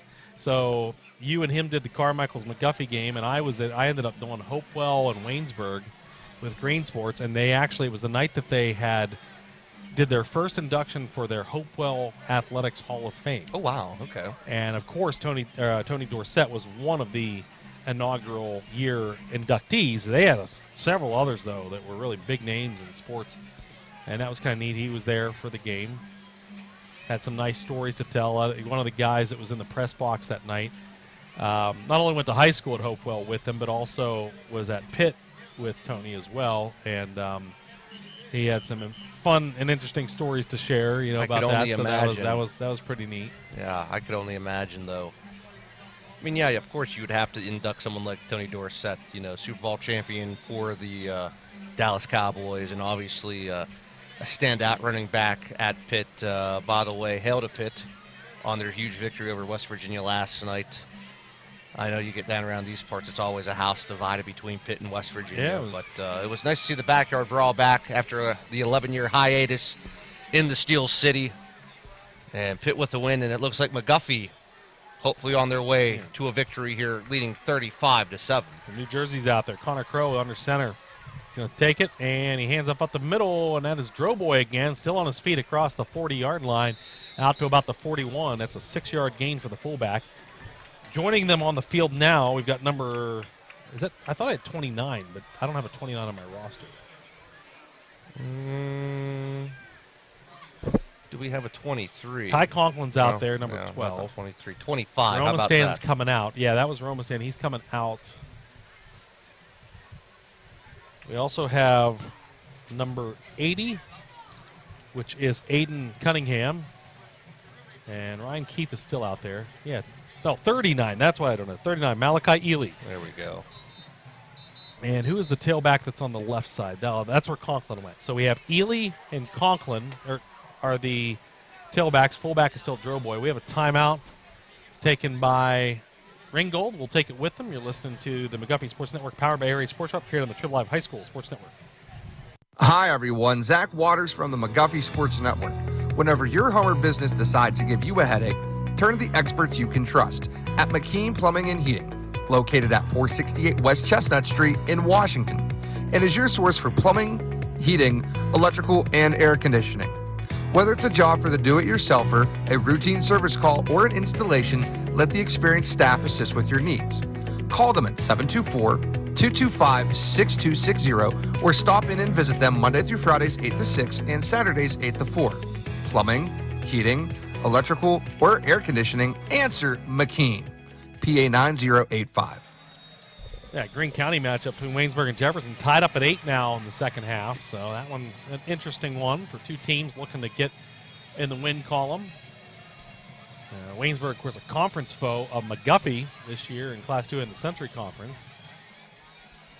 WPIO Blitz tweets Aliquippa at Armstrong, and it looks like the Armstrong Riverhawks have tied up the Quips of Aliquippa. Here's a pitch to Conklin. Out the middle to 40. He's got the first down to 45 and out to midfield. Ty Conklin. I believe that's his first carry of the year. He gets across into Ringgold territory at the 49-yard line.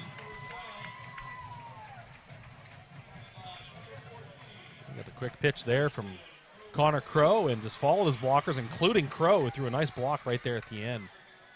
And nice first down here for the second team offense, who's out there getting some Bible playing time. Memphis Hadrick out there on the line. Get you some more of these numbers as we go along. Ely and Conklin, the tailbacks. Cunningham and Ryan Keith out there wide out. And this time Ely gets it. He's going to follow up the middle. 45, got a hard hit. But it goes down around the 42-yard line. He delivered a hit as well, but that's a gain of about 7. Yeah, but Theo on the stop that time, just coming out of nowhere. And a hard hit, but Ely, like you said, laying a hit of his own. Bringing this play in is number 3, Lincoln Johnson. Out there on the line, Cam McDonough out there at tackle. Connor Crowe under center. Up the middle to Droboy. He's got a hole again, and he gets all the way down inside the 35. Has a first down for the Highlanders down at the 33-yard line. I'd give it to him again. Why not? Well, I mean, the way that Droboy has run here, whenever he came in, which was probably beginning of the fourth quarter, I want to say. He was kind of rotating there, I think, for a little bit, but the way that he has just been running here has been outstanding. He's definitely showcasing himself as a great fullback. Gavin, I believe that's 52 out there now. Gavin Amos. And handoff to Conklin, left side, trying to get the corner. 30, 25, cuts up, and he's pushed out of bounds. Hard hit, knocks him out of bounds, but he's got the first down just outside the 20-yard line. Yeah, Jamar Bethia again on the hard hit. Gavin Amos goes to my church. I was talking to his dad. Oh, really? As we were coming in. Yeah. You go back to the replay here, you see him, he hits a corner and just boom, throws his shoulder clean into the running back. We said that was, number 12, Ty Keith. Ty Conklin. I'm sorry, Ty Conklin. There was a flag over there, and that was a late flag. I didn't see the call, but it's against McGuffey, and it's going to march him back. They had already marched off the first down, though, so... All right, well... Okay, so it was from the spot of the foul. I'm guessing that was a hold around the corner there. Is first down and 18 now after they marked that off. Keeping it as Crow. And he's got across the 40 down to the 35 where he's pushed back. They don't give him his forward progress. He had the 35-yard line, but they will mark it at the 36. And that will bring up second down and 13. Try to get some more of these numbers to you. Who else we got out there on the line? 77 is out there. Nick Medosky, I said his name. 73, Memphis Hadrick. Got that one. 52, Gavin Amos. Now we have number 19 running out there. That is Hunter Hayes. He also who goes else to we my have church. out there? I think we got him 78 is Cam McDonough. I'm missing one lineman. Who's playing center right now? Tell you in a second. And a handoff to Ely. Can he get the corner? 30, 25, first down. Nice running there. Just stretch that play out long enough to get the first down yardage. That's Gavin Amos, 52, playing center. Oh, so he's playing center. So yes, maybe sir. it was the right guard I was missing. Let's try to make sure I get everybody. Number 10 is out there now. That is, I don't have a number 10. I don't have a 10 as well. So I apologize for that. And Charles Wager's trying to hurry off the field. He does. Clock down to 3:47 to go. Oh, number 10 is the quarterback. So wish we did have his name. Let's see if we can get this off the PA. Maybe at some point. Apologize, we do not have a 10 on our roster. That was Hunter Hayes up the middle on the carry, though. It's a pickup of about 4 yards. Who did he say that was? Dakota Reedy, I think is who he said was, and he's listed as number 16 in our roster, but I think they said Dakota Reedy was the quarterback at number, and he's wearing number 10. Dakota Hayes in motion. They faked the pitch to him. No. Who kept that? That was Hayes. They did pitch it to him, and so he's brought down the backfield for a loss.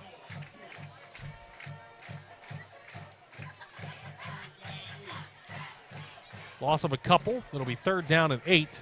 Ball at the 21-yard line of Ringgold. Hayes comes out.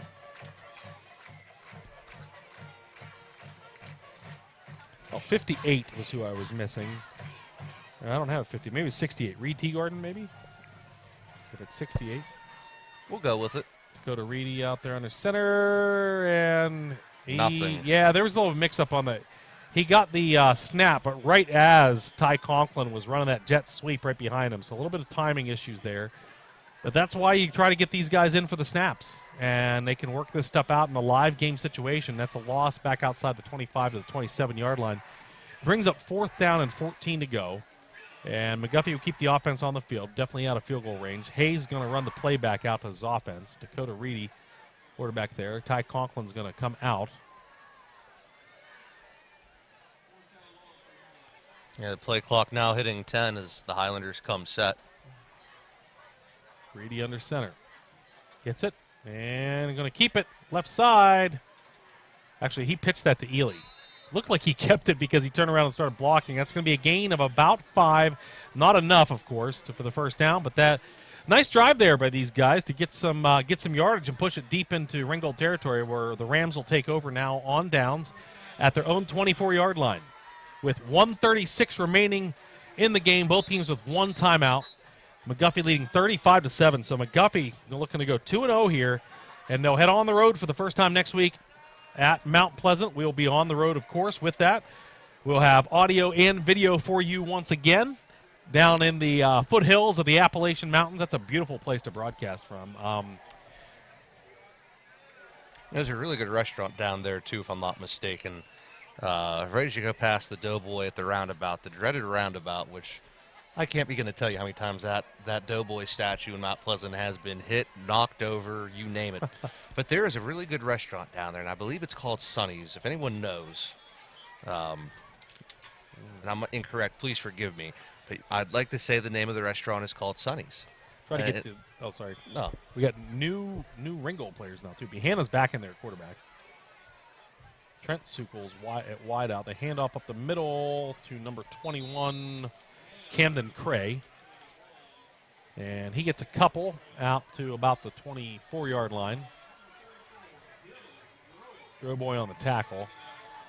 Who else we got out there? Looks like Dungy's still out there. Cray's in at tailback. Minute 8 to go. Behanna in the shotgun. He gets it, hands off to Cray. He tries the left side, and nothing doing over there. Maybe a gain of 1 out to the 25-yard line, but a nice job there.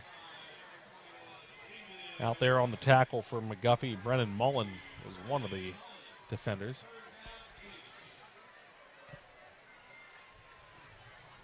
It's a pretty solid game all around here, Zach. For a fantastic game all the way. Dalton's got to be pretty pleased. Yeah, you have to be. The most important thing, quickly, to take away, they're better than they were last week.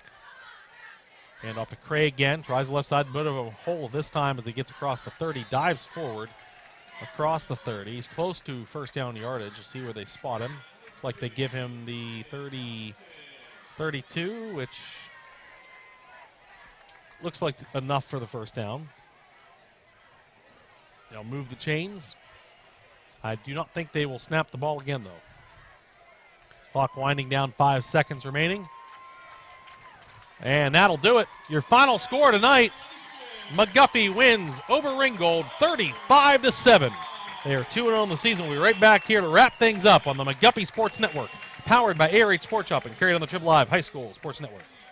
Hunters, it's almost that time of year again. And when gearing up for your next hunt, visit ARH Sports Shop. ARH Sports Shop has proudly served the tri-state area as your local sportsman store for over 25 years. Locally owned and operated, they specialize in new and gently used shotguns, handguns, and rifles. Instead of waiting in long lines at major big box stores, purchase your hunting license from ARH with fast, friendly service. For more information, visit their website at arhsportshop.com or visit them at 4174 Route 40 in Claysville across from Sunset Beach. Open Monday through Friday 10 to 5 and Saturdays noon to 4. ARH Sports Shop, a proud supporter of McGuffey Athletics. Cold weather wreaks havoc on your vehicles. Dead batteries, flat tires, or simply locked out? Call McAdoo's Towing and Crane Services. McAdoo